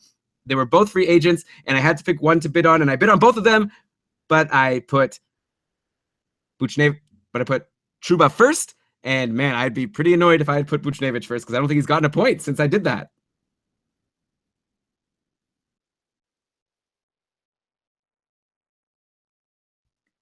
Jacob Trouba, your new favorite hockey player between Buchnevich and Mantha. I think I'll take Mantha. I expect more ups and downs from Buchnevich's line, and the highs will be great and the lows will be really boring. Whereas Mantha, I expect him to work his way back up into getting regular top 6 minutes and getting shots and points. If I had to decide right now to choose one, I'd probably take Buchnevich just for a little more upside because he still is getting more minutes and better deployment than Mantha. But as Mantha's deployment goes up, I think I'd rather have him. Also, while we're on the Rangers, Elon Henrik Lundqvist, he's had as many great games this year as he has awful games. And I just want to point out, while we're in New York, I think his owners should want the cuff in New York. I think his owners should want the cuff. I think they need to add Antti Ranta because of the Kings' inconsistency in age and how that's going to factor into his workload and numbers down the stretch. I think it would be a really safe play if you're worried about getting the right amount of goaltending starts or having decent numbers as a Lundqvist owner. I think it's a smart play to get Ranta. Yeah, well, Ranta has been injured actually for the past couple of weeks. I wonder if he's still IR eligible. Maybe you could pick him up now, stash him, and then maybe you don't even have to use up a roster spot to have the cuff, at least for the short term. Something to consider. I'm not even sure. I'd have to check if he's still IR eligible. I heard that he was coming back. Okay, on to Ottawa. The general manager, Pierre Dorion, has been busy, or at least he was last week. He signed Zach Smith to a 4-year contract extension, $3.25 million per year on average. So, there's a nugget for you people in cap leagues, which I know we don't talk about very much, but seems like a lot of money. Though, I mean, he's having a decent season. He has 24 points in 45 games, which is a 43-point pace, which as I say it, I realize it's not like so fantastic, not really fantasy relevant, but he's hot lately. He's got 3 goals and 2 assists in his last 3 games, I guess, since signing that contract extension. And usually you hear the opposite, right? People sign that big contract and then they slow down. Zach Smith wants to prove that he's earning that $3.25 million a year. And hey, I mean, it helps that he was playing with Mark Stone and Derek Brassard for some of last game, and he was on the second power play with Bobby Ryan and Mike Hoffman. So playing with decent line mates, he also gives you an okay number of hits, like 1 or 2 in most games. Do you see Zach Smith as basically a 40 to 45 point guy moving forward, or is that maybe even a little bit too high for him? I think that's reasonable. He is the guy who occasionally gets turns in the top 6 if somebody's injured or the lines need to be shaken up. So he's good that way. And he occasionally is in a center role. So like he can get you face-off wins in certain line configurations. So that helps there. And then also Ottawa made a trade. They traded Buddy Robinson, Zach Stortini, and a 7th-round pick for Tommy Wingels, former at least patron group keeping Karlsson favorite, Tommy Wingels. I don't know why everyone talked about it at one point. At one point, like anytime anyone would ask a question of should I drop this guy for this guy, someone would say pick up Tommy Wingels. I guess it was a joke. Now I can't even remember why that was funny. But hey, Tommy Wingels played on a line with Curtis Lazar and Chris Kelly in the last game, but he scored a goal. He only took 1 shot, but it went in the net. So 100% shooting percentage on the Sens so far for Tommy Wingels in his first game. He only played 7 minutes and 55 seconds, though, so I wouldn't expect too much from Wingels moving forward. But I had to mention him as a former, at least, keeping Karlsson favorite. Maybe he'll be a future keeping Karlsson favorite. Every time he scores a goal, I'm going to bring it up on the podcast. How about that? I would love that, and I'm sure our patrons would as well, and hopefully the rest of our listeners as well. And I'll throw Craig Anderson, just a quick trip to the Ottawa crease. Expect him to get the lion's share of starts down the stretch when he comes back. If you've been relying on Mike Condon, it's time to start planning for your future without him. Okay, and speaking of goalies, let's go to Philadelphia, and let's mention that Steve Mason has had 2 good games in a row, which is newsworthy at this point because that is rare, but he had a 36-save 3-2 win versus the Islanders last week, and then followed that up with a 34-save shutout of the New York Rangers. A shutout for Steve Mason! I wonder how many people have dropped him and then were wringing their hands and pulling out their hair like, oh, just when I dropped him, now he gets a shutout. But hey, Brian, you've said that Mason still has upside. And, you know, I guess we're seeing he could be good, but we're also seeing he could be really, really bad. So I'm curious to get your thoughts now moving forward. It's only been 2 games. Also, Neuwirth actually had a good game on Thursday in Philly's 2-1 win versus Toronto. Philly winning games. So weird after this cold stretch. Basically, it looks like there's potential, at least, for value in the Philly net. At this point, are you like back on the Mason train, or are you going to need to see a bit more before you start recommending for people to grab him? I don't think I have anything new to say about that. Same as it ever was for Steve Mason. If he's getting starts, the potential is there for him to do great things. I think he should be getting starts. Neuwirth also doing okay. So, yeah, I don't know. It seems to depend on the weather, how he plays sometimes. But if he can get into a groove, that could be a great thing. If he's a free agent in your league, I know I added him in one of mine where he was a free agent just for that upside. He could be someone you look back in 2 months from now and be like, I can't believe I got him for nothing. Yeah, it's possible. Like, it's only a couple months ago that he was on that 10-game winning streak, but then it also felt like forever ago when he was letting in like 3-4 goals a game. Also, by the way, on Philly, we got to mention Ivan Provorov. He's been so good lately, especially for shots. He had 6 shots versus Toronto, then 0 the game before versus the Rangers, but then 7 before that versus the Islanders, and 4 versus New Jersey. So aside from that one game, he's been like shooting up a storm. And before these last 4 games, he was usually a 1 or 2 shot guy. Is there something different happening now? Like, can we expect this to somewhat keep up? Because, like, if you could get a defenseman in free agency, and obviously he won't be in free agency in, like, a dynasty league, but in a one-year league, he might be there. But a defenseman who takes that many shots is very rare. Like, he's not Brent Burns. He's even Provorov. But if he could keep up these shots, I think he becomes, like, a must-own in most one-year leagues if your league counts shots, as high-shooting D are hard to find. And he's producing at about a half-point-per-game pace for the last few weeks, which is nice as well. So he's been pretty good for people who took a shot on him a few weeks ago.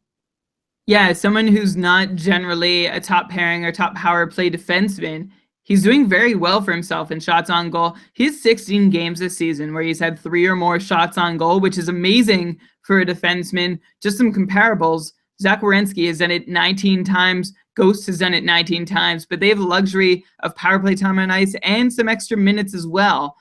3 of Provorov's 3 of Provorov's best 7 shot-taking performances have come in the last week as well, or the last week of NHL games, not the last week chronologically, because he hasn't been playing a whole lot.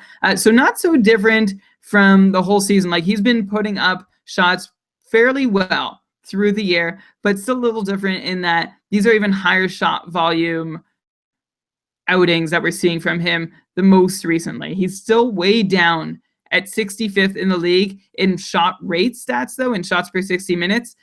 Interesting, but that doesn't really mean much in fantasy. Like, if he's getting the minutes and he's getting you shots, then it's not a big deal if he's making the most efficient use of his minutes. It is a good gauge to see what might happen if he did get even more minutes, but he is already getting plenty. As an aside, Elon, I'll mention some new names in the top 10 this year in shots per 60 minutes. One of them we already mentioned, Jeff Petrie. Also in there, Oscar Klefbom and Michael Matheson. And I'm speaking about only defensemen, of course. Well, what do you know? Who's who of useful fantasy defensemen, I guess. Or no, I don't know. Actually, I actually missed what you said. I was writing a response. I can tell. What did you say? Good try. What did you say? I just said Petrie, Klefbom, and Matheson are in the top 10 in shots per 60 minutes. Oh, okay. Oh. Well, look at that. I actually dropped Klefbom in our league against each other recently, and I'm kind of regretting it. That was a dumb move. He was cold for a bit, and I didn't see him getting on the top power play. But you're like, he's getting these shots, and so, oh well, whatever. By the way, Jade in the chat room here just wrote, my roommate / fiercest fantasy competitor came home. I had to mute you guys and casually act like I'm not doing anything. Must keep my secret secret.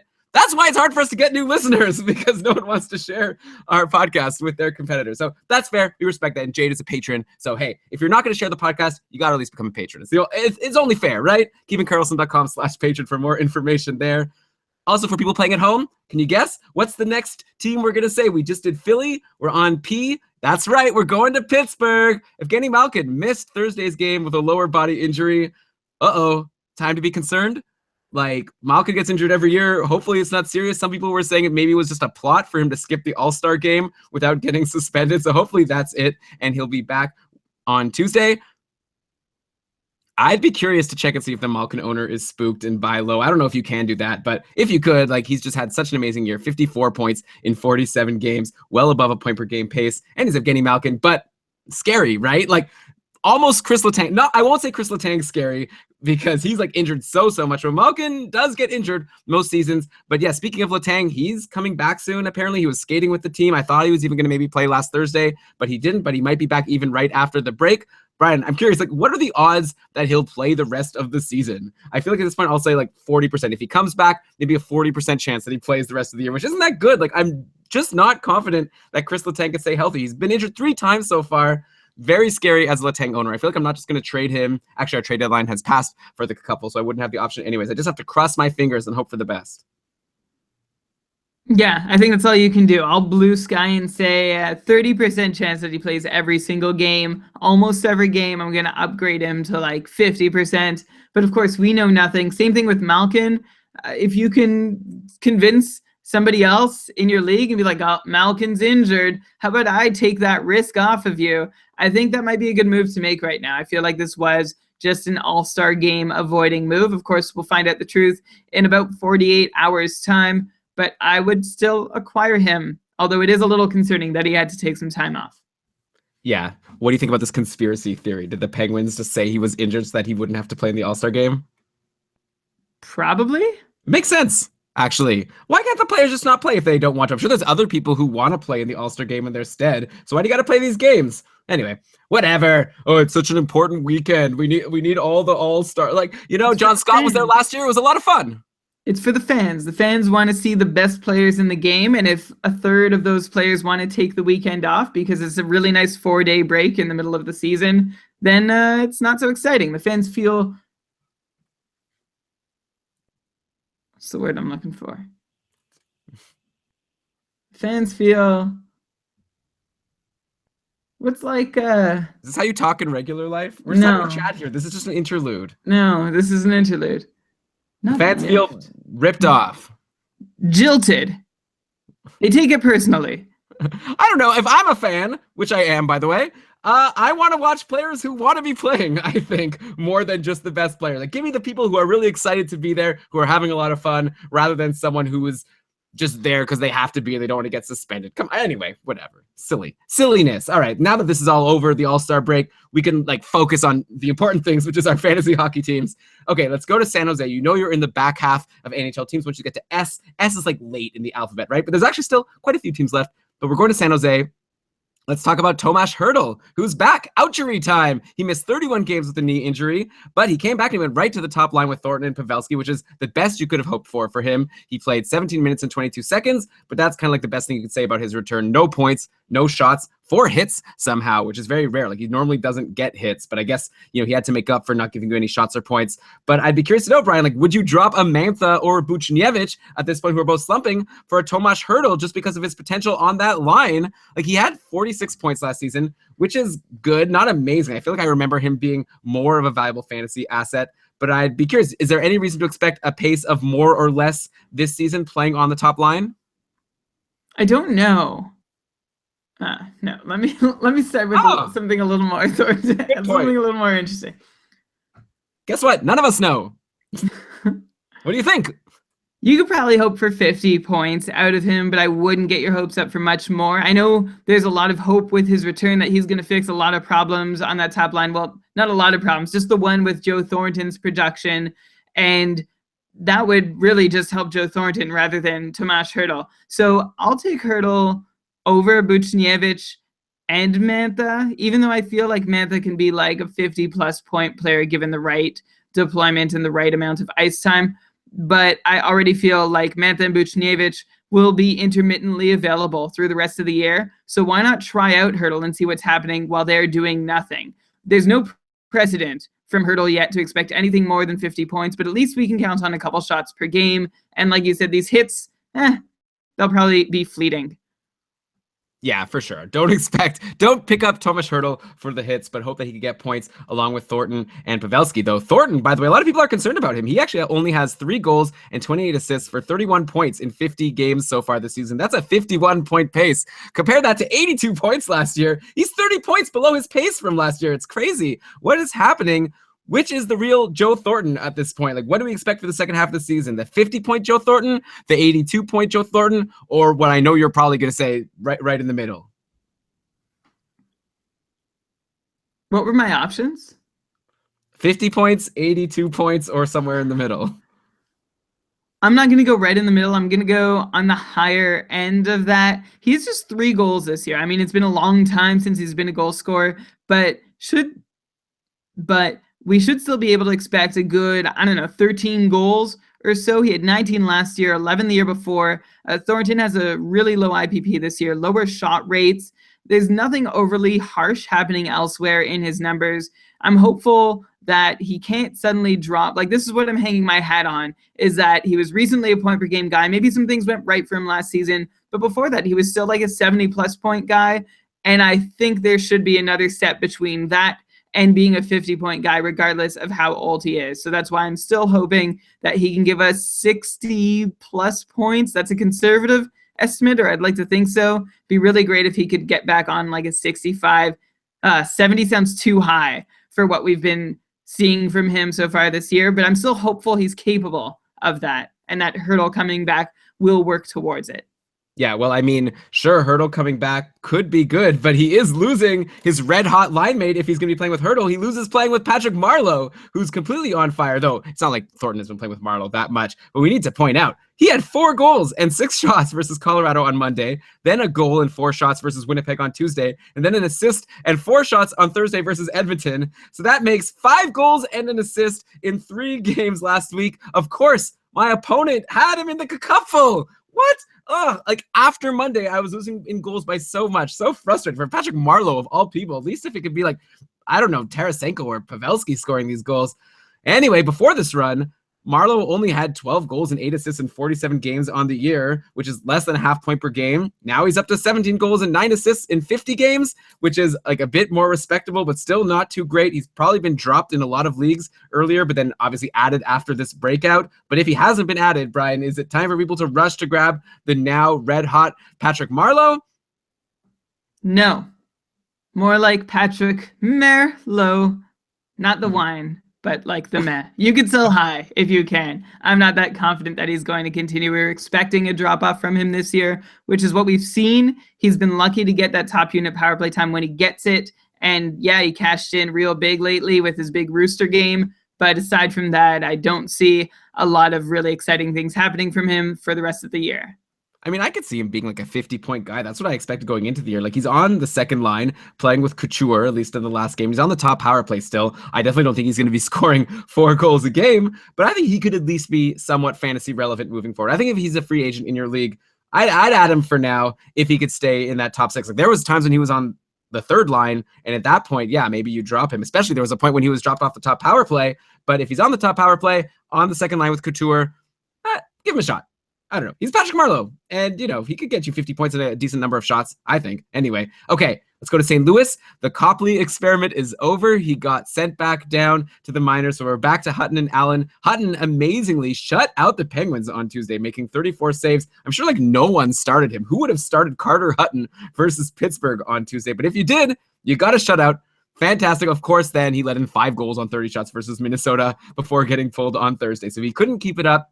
Jake Allen came in relief on Thursday against Minnesota and stopped all 3 shots. 100% save percentage for Jake Allen. So maybe that's a sign of things to come. Like, obviously, that's not very impressive, but hopefully something can work out in St. Louis. Like, all their goalies have been so bad. Allen hasn't won a game or had a save percentage over 900 since a game on January 2nd versus Chicago. So we're approaching a month of him not having a decent game or a win. I guess St. Louis goes back to Allen now since they pulled Hutton in the last game. What do you expect in the second half for him and for these guys? And like, I guess maybe to reference someone we talked about earlier, who would you want moving forward between Jake Allen and Steve Mason? Well, to be fair, I don't know if it's totally honest to say it'll be a month since his last plus 900 game because he's taken the last week off before the All-Star break, and now it's another break before his next start. So we'll see when he comes back. I'm hoping he'll be able to be okay. I'm hoping he'll be able to be league average. If I'm choosing between him and Mason, it's a tough one. I think I'd go Jake Allen for starts and Steve Mason for upside. Like, if you really want to swing for the fences and go for wins and a great save percentage, go with Steve Mason. If you're just happy with like a middling save percentage and some wins, then Jake Allen. And of course, some guaranteed starts, because I don't think Phoenix Copley or Carter Hutton are real serious competition for him. Possible competition. I read an article proposing Marc-Andre Fleury for Kevin Shattenkirk. Like, I don't know if this is an actual rumor, if this was just someone's creation. I think it was just someone's creation, but Darren Drager of TSN was asked about it at some point. I don't know. Anyway, they're both free agents at the end of the season, and with Letang being out, maybe Shattenkirk makes sense for the Penguins as an insurance option, even though they have Justin Schultz, and Marc-Andre Fleury could be good for the Blues, except from what I understand, and the Blues, from what I understand about how the Blues treat Jake Allen, they want him to be their guy. That's why they gave him a week off to reset and get better, and they haven't acquired any outside help, and they traded away Brian Elliott. So I don't know that they would go ahead and bring in another goalie. That would make that situation more complicated. And I'll also stick with the theory that I had going into the season, which is that maybe the Penguins like their odds of winning a cup better with 2 Stanley Cup winning goalies on their bench as opposed to one and a prospect who's barely seen any NHL ice. Yeah, that's fair. So, okay, you're saying that we don't have to like be totally concerned about Jake Allen in terms of St. Louis trading for a goalie and then making him like a guy that won't play. He'll probably play. We just have to find out if he could stop a puck every now and then, maybe have one game with an over 900 save percentage. I'll let you know when that happens as well, dear listeners. Okay, let's now go to Tampa Bay, another goalie situation. Also, I'm embarrassed that I just said dear listeners. It's so corny. I wish I didn't say that, but it's probably gonna be too hard to edit. So it's gonna stay in there. Okay, Tampa Bay. Andrei Vasilevskiy has started 3 of the last 4 games. He has been above a .917 save percentage in all of his last 5 appearances. And if you recall, just a couple weeks ago, we were talking about how poorly Vasilevskiy had done in while Bishop was out with an injury, and we thought maybe now Bishop had a chance to come back and like claim his spot as the number 1 goalie. This definitely hasn't happened, though. Bishop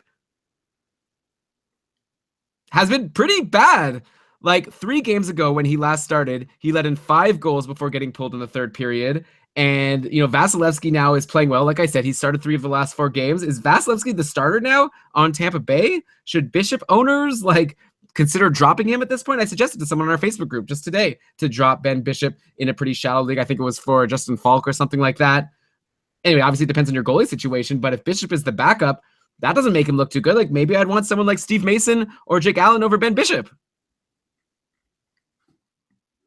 Maybe you would. Just a couple weeks ago, we were saying Ben Bishop has a really great opportunity. He's coming in with a really poor Vasilevsky, needing to ride pine for a while, without a doubt. And then Bishop has gone ahead and blown that opportunity. So maybe you would prefer Steve Mason or Jake Allen because at least you know they're going to get starts.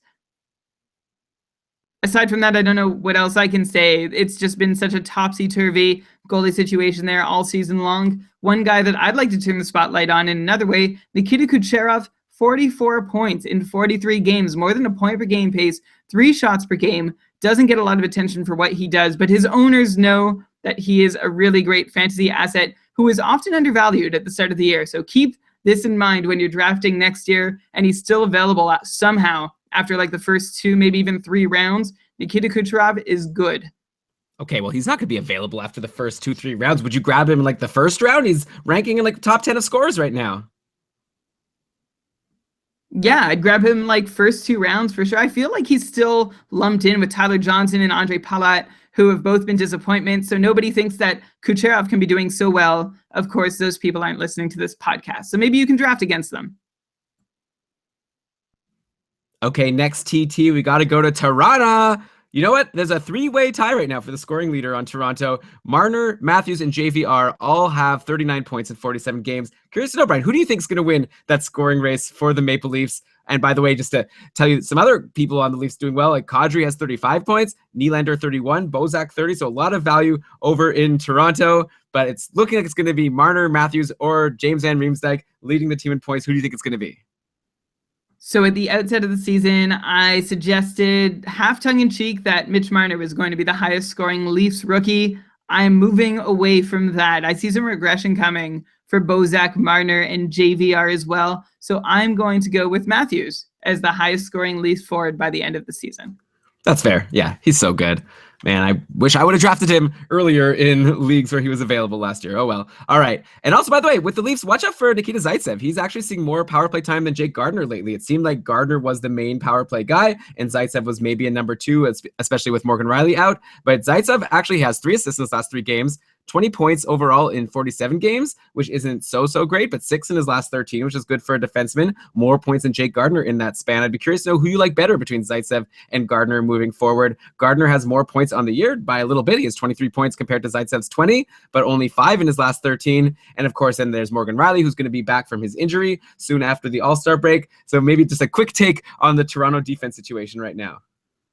I'm going to go with Gardner just because he's handled the majority of the power play duties for the Leafs to date, and I don't know that there's any reason to change that now. Riley's had his shot, Zaitsev has had his shot, and now he's getting another one, but Gardner has been the steady guy over the season, and I didn't see him do anything wrong to lose that spot permanently. Of course, they have cycled it a bunch through the year, so it doesn't necessarily mean that Gardner will continue being there, but for now, he's still the one who has spent the most time, and until I see a really long run from anyone else, well, actually, they'll probably be too late by then. So if you want to jump ahead, you can.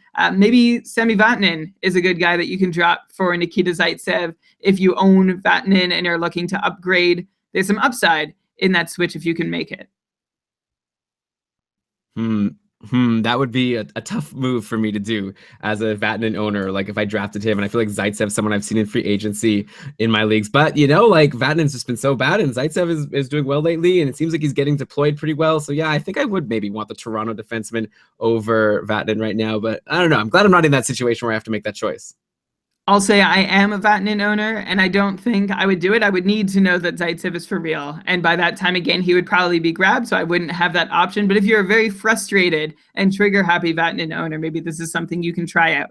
Yeah, something to watch. Anyways, obviously, if Zaitsev stays on that top power play for a little longer, then he becomes more and more valuable. Okay, let's go to Vancouver now. The Sedins, Brian, have not been great. Henrik has 32 points in 50 games on the year, and Daniel has 27. So that's 52 and 44 point paces for Henrik and Daniel Sedin, well below their like 70 and 65 point paces last year.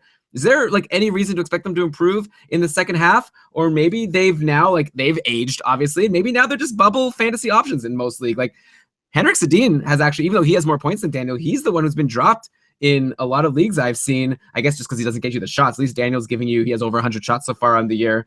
But just both of them really disappointing. I wonder if this is the end for the Sedins, though I do remember that we were wondering the same thing a couple of years ago when they had an off year, and then they proceeded to, do really well last year. So I'm just curious, is it the end for the Sedins, or do you think they could still bounce back and have a really strong second half? And by the way, while we're on Vancouver, I have to say, I think they're a really good team, and they're in a playoff spot right now, and good for them. I love the Canucks.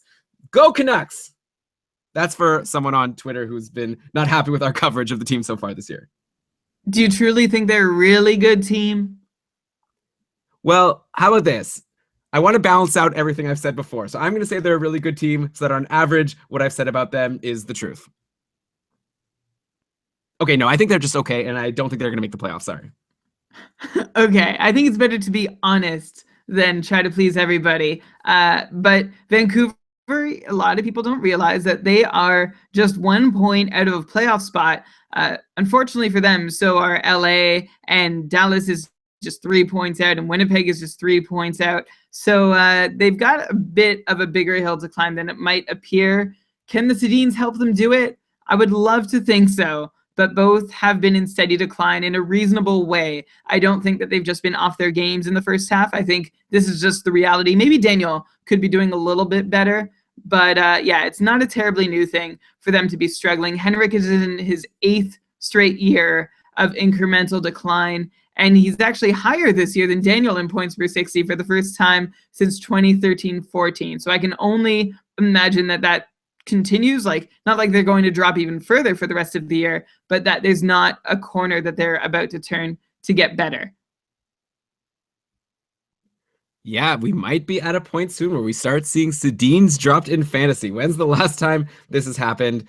But I guess it has to happen eventually. What are they, 38 years old now? You should have the answer. Is it right around there? 37, 39, 36, 36. I'll say that. Yeah. Yeah. Almost 36 and a half. Almost 36 and a half. Okay, they're still babies. Okay, so there's still hope. All right, now we're on to the W's, the final 2 teams in the NHL that we haven't covered. Let's start in Washington. John Karlsson's still injured. Very frustrating as a Karlsson owner. Hopefully he'll be back soon. No one even knows. He's skating with the team. He's been skating with the team forever, but hasn't been getting into games. But hey, his injury has been great for Matt Niskanen and Dmitry Orlov. Niskanen 8 points in his last 7 games. Orlov with 6 points in his last 7 games. So Niskanen, yeah, we've talked about him before. Obviously, you want him while Karlsson is out, and even otherwise, he's doing great. Washington scoring a lot of goals. Niskanen's on that top power play. But I want to talk about Orlov. He's up to 25 points in 49 games this season. That's a 42-point pace. I was surprised about Jeff Petrie on that same pace. And yeah, Orlov, just as good, maybe not as many hits and blocks, but I mean, this includes actually 6 power play points, even though he's on the second unit. So Orlov, I don't even know if John Karlsson being injured is a factor in him having this nice run lately, because he's sort of in the same deployment as before, maybe getting a bit more time. But I wonder, do you think he can keep this up? Could he be a 42-point defenseman moving forward? Last year, he got 29 points. Which one is the real Dmitry Orlov? Okay, here I'm going to go somewhere in the middle perhaps, but there is a reason for it. He's never seen this much power play time before. He's already up to 70 minutes, almost. He's already up to almost 70 minutes spent on the ice with the man advantage. That's already 30 minutes more than he saw in 82 games last year, and that's essentially the difference between last year's pace and this year's. Now, the second unit in Washington has never been a terribly fruitful place to play in Washington, but maybe it's what gets Orlov closer to 35 points compared to 30 that he had before. And he's also playing with John Karlsson at even strength, sometimes Niskanen as well. Compare that to his most common defensive partners last year, Taylor Chorney and Nate Schmidt, and there's more reason to hope that he can get a couple more points on the board than he has previously. I wish he was a little more worthwhile in peripherals, is where I'm still wanting. If he is going to hover around fantasy relevance, it would be nice to have a couple shots or a couple hits or a couple blocks that he could get for you even when he's not producing those points, because they might be few and far between for stretches during the season. But in a really deep league, he could be somebody who does a little bit for your team, more than he could have done last year. Let's checking something quick. I don't know how old he is. Oh, I just had that up. He's 25. Okay, so I won't say it. I was gonna say like maybe in a dynasty league, but he's all right. He's an old man now. No Sedin, but okay. Too old. Okay, and with that, Brian, we're on our final team. We've gone around the league. We've gone from A to W, and we're going to finally end up with our final fantasy hockey take in Winnipeg. Okay, actually, I've got a few here, though. Since we're ending the show, let's end it with a bang. Patrik Laine back from his concussion, which is great for his owners, great for the Jets. He had an assist with 3 shots on goal versus San Jose on Tuesday, and then a goal and assist and 6 shots versus Chicago on Thursday. So he's back as if nothing wrong at all has happened to him. He's up to 40 points in 44 games on the season, which is a 41 goal and 75 point pace. I feel like exceeding even the expectations that a lot of people had for him, and he came in with a lot of hype. Just like a huge fantasy asset with those goals and those shots and like all these points. He's so good. Is he going to be drafted as a first rounder next year? I'm curious. Like we talked about Kucherov. I wonder if Laine is like a better asset than Kucherov even at this point in fantasy. Like I just wonder, like the sky's the limit. Like, is he better than Giroux? Is he better than Tarasenko? Maybe you could jump in here. Yeah, I'm jumping in. Maybe better than Giroux. Like, guess we're talking about drafting next year in a keeper format. So maybe better than Giroux. I wouldn't say better than Tarasenko. I would say if you're going to take him ahead of an established point per game star, you've got to make sure that that star is far enough ahead on their aging curve, like Claude Giroux's 29, will turn 30 in almost exactly 1 year's time. And so that you want somebody... And so you want to take Laine ahead of somebody who's far enough ahead on their aging curve that'll compensate for Laine being just at the start of his own. There's also the dreaded sophomore slump to worry about, but maybe this is something that someone as talented as Laine can fight through. He's better than a lot of guys. I don't know that I'm ready to take him above a point per game player who's under, say, 26 or 27 years old. Okay, that's fair. Not all leagues are keeper leagues, though. Like the Cacupful is a 1-year league. I wonder how high he'll get drafted in Cacupful leagues next year. It'll be a fun thing to talk about over the summer. A lot of, established stars. Like we just talked about Austin Matthews before. That'll be a tough choice between the two of them. I feel like for fantasy, at least, you got to go Laine with all these goals and shots. Though actually, Matthews takes a ton of shots too. So many new people. People get bumped out of the top. We're going to be seeing a lot of people drafted in the second round that we haven't seen drafted in the second round in a while, like a Giroux and, maybe like even Kucherov, like you said, might not be able to make the cut. Okay, I'll keep going. And by the way, of course, Laine's been producing. He's not the only one on Winnipeg. He's been playing on a line with Little and Ehlers. Brian Little, he's on fire himself. 9 points in his last 5 games. He's up to 26 points in 29 games on the season, which is a 74-point pace. Something even Brian Little has never done. He's been a really solid guy in fantasy for many years now, but he's definitely having his best year so far. Kind of a small sample size, though, because he missed all those games with injury. Like, I'd be curious to know, how is he doing so well? Is he going to keep this up and be like an over 70-point guy, or do you think Little's going to sort of fall back to being a solid 60 to 65-point guy, which is really good, but not this amazing pace? Obviously, it helps to be playing with Little and Ehlers, who are both having such amazing seasons. You said it helps to be playing with Little and Ehlers. Yeah. But you're talking about Brian Little? Obviously, it helps to be playing with Laine and Ehlers, who are having such amazing seasons. Yeah, so I'll go 60 points the rest of the way. I think that's what you can hope for. 6 goals on his last 10 shots for Brian Little. 2 of them did come on the power play, but still, that's far too successful a conversion rate for him. It's great for him and everyone who's stuck with him through injury, though. Maybe a sell high candidate if you've got him, and his schedule might hurt you during a playoff matchup. Just going to put that one out there. That's fair. And so, okay, so I said that it's been the Laine, Little, and Ehlers line in the last couple of games. The other line has been Wheeler, Scheifele, and Kopp. Andrew Kopp, I believe, is his name. He's got 4 goals and 1 assist in his last 5 games. I guess, obviously, he's benefiting from Drew Stafford being injured and an opening in that top 6. Oh, yeah, Matthew Perreault was also injured. So that's really the opening. Those 2 guys. Kopp taking advantage. I feel like we sort of joked last week that, like, obviously, don't add him. He's not going to do well even on a good line. But I think when you play with Wheeler and Scheifele, clearly good things can happen, and we're seeing it now. Who is Kopp? Is he worth adding? is he like the same as Stafford and Perot before they got injured? Like we were saying, they were guys that maybe you could consider adding while they're on this good line. Do you think it's the same for Andrew Kopp? Let me go and search and confirm that his name is actually Andrew. It is Andrew Kopp. Do you want me to start that way, or? Yeah, sure. Okay, Theo. He was drafted in the 4th round, 104th overall back in 2013, came up through the U.S. National Team Development Program, and then went to college at the University of Michigan, did well there, has not really been in a role like this before, where he's been expected to score at a professional level. He didn't get any extended time in the AHL. He jumped right to the NHL, playing 77 games in his first full pro season.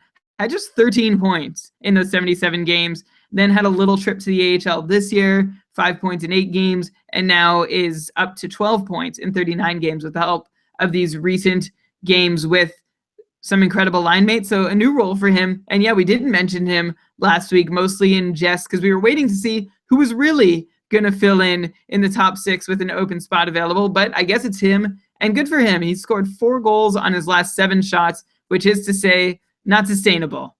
Maybe he can pick up some assists along the way, but he's certainly not going to keep. But he's certainly not going to keep. But he's certainly not going to keep scoring goals at this rate. Yeah, that's fair. But obviously, Wheeler and Scheifele, hard to find better line mates for a guy. Whoever it is, someone's going to be putting up points when playing with those guys. I guess I brought up Jacob Trouba before when we were talking about Pavel Buchnevich and how I was so happy to have added him. So I'll mention him here as well, since we're actually on Winnipeg. Trouba has a goal and 5 assists in his last 5 games, 19 shots in that span. So that's 19 shots in 5 games, Brian. That is serious number of shots, especially for a defenseman. Also 13 blocks and 11 hits over those last 5 games. Like Jacob Trouba has been a stud, should be owned in all leagues, I think, especially ones that count the peripherals like blocks and hits and shots. Yeah, for as long as he's doing what he's doing, go for it. Well, sorry, can you say it again? Your internet cut out. Yeah, for as long as he's doing what he's doing, you should go for it. Love Jacob Trouba. And I guess I'm very biased because I own him. So is that weird when we say we own people? Okay, let's not get into that. Let's end the show. No, I'm going to skip that whole thing. Yeah, love Jacob Trouba. Okay. Last thing for the whole show, we're on Winnipeg. We got to mention the goaltending. Pavlik with another couple below average games. We talked about him last week that he played a couple of games and they were okay, but he's been even less than okay. He's down now to an .894 save percentage in the 4 games he's played right now. Then finally, Connor Hellebuck got another chance. He played his first game after missing 6 versus Chicago on Thursday, and he got them the win, a 5-3 win, which doesn't sound that good. 3 goals against, very Pavlik-esque, but it was actually 38 saves and a .927 save percentage. So Winnipeg took a lot of shots against, and I guess Hellebuck kept them in the game and got a big win against Stanley Cup favorite Chicago Blackhawks, apparently, according to your odds from before. Who do you think gets the net after the break? Any insight into if Hellebuck should be re-added because of this one good game, if people dropped him when they were nervous that Pavlik had been called up?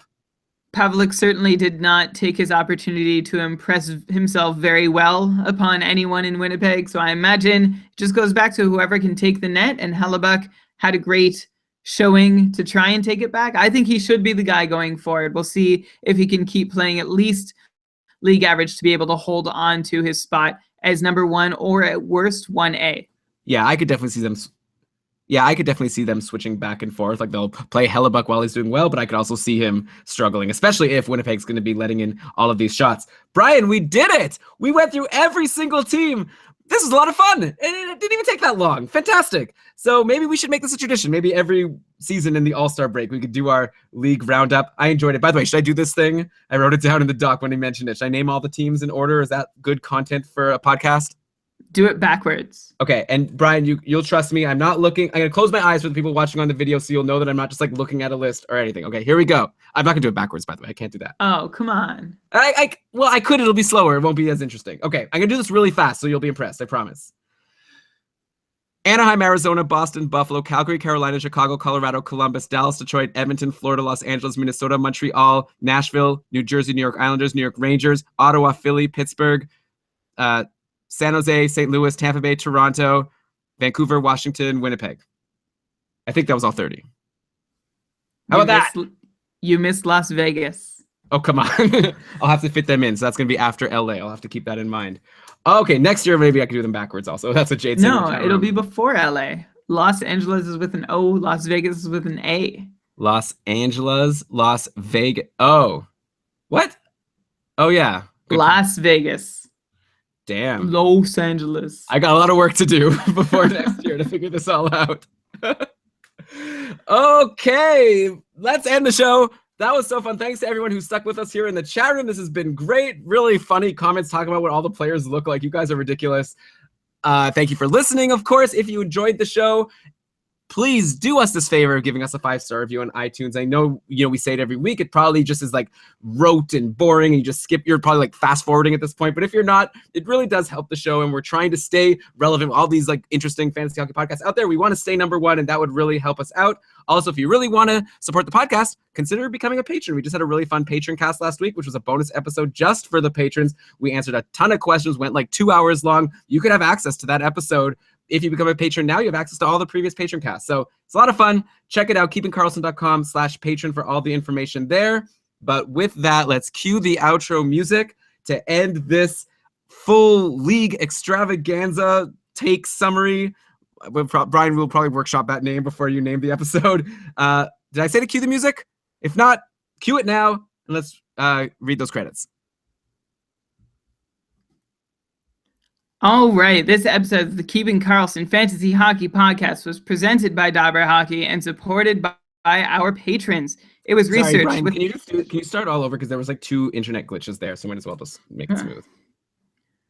All right, this episode of the Keeping Karlsson Fantasy Hockey Podcast was presented by Dobber Hockey and supported by our patrons. It was researched with help from Dobber Hockey, Frozen Pool, Corsica, Hockey Analysis, Hockey Reference, Hockey Database, Elite Prospects, Roto World, and Fantrax. Great job as always, Brian, and we'll be back at all of you with a regular episode next week, Sunday, 8 p.m. Eastern Time. You could join us live, keepingkarlsson.com/live.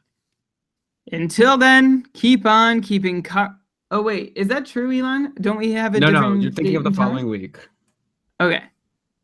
Until then, keep on keeping... Internet glitch. Until then, keep on keeping Karlsson. It happened again. I'm not even lying. I promise. What? One more time. Until then, keep on keeping Karlsson. Nice. It worked that time. Maybe, I guess in the worst case, I could always find that audio from any previous episode because we say that every time. Wow. That was fun. Thanks to everyone who stuck with us here. This is intense. Brian, you thought this was going to take forever. This is like a regular episode, maybe 10 minutes longer. Not so bad. Maybe we should do this every week. Maybe that should be the new format of the show. What do you think? I'm curious to know what our patrons and listeners would think about that. If you're still here, this isn't going to make it into the real show. What do you think about talking about it? No. Also, like, normally I just felt like there wasn't anything too exciting. Like, there weren't enough, like, interesting injuries or outjuries. There just wasn't, like, a good way to frame it. Like, this way we just had something we tried. Yeah. Okay. Thanks, everyone. Yeah, obviously injuries and outjuries is fun. Hot streaks, cold streaks, the whole thing. We need to do a game of sustainable or fleeting also at some point. I feel like it's been a while since we've done that. We're going to lose our trademark. Yeah. All right. You look tired. So let's call it. Bye, everyone. Bye, everyone. Thanks for being here. Woo.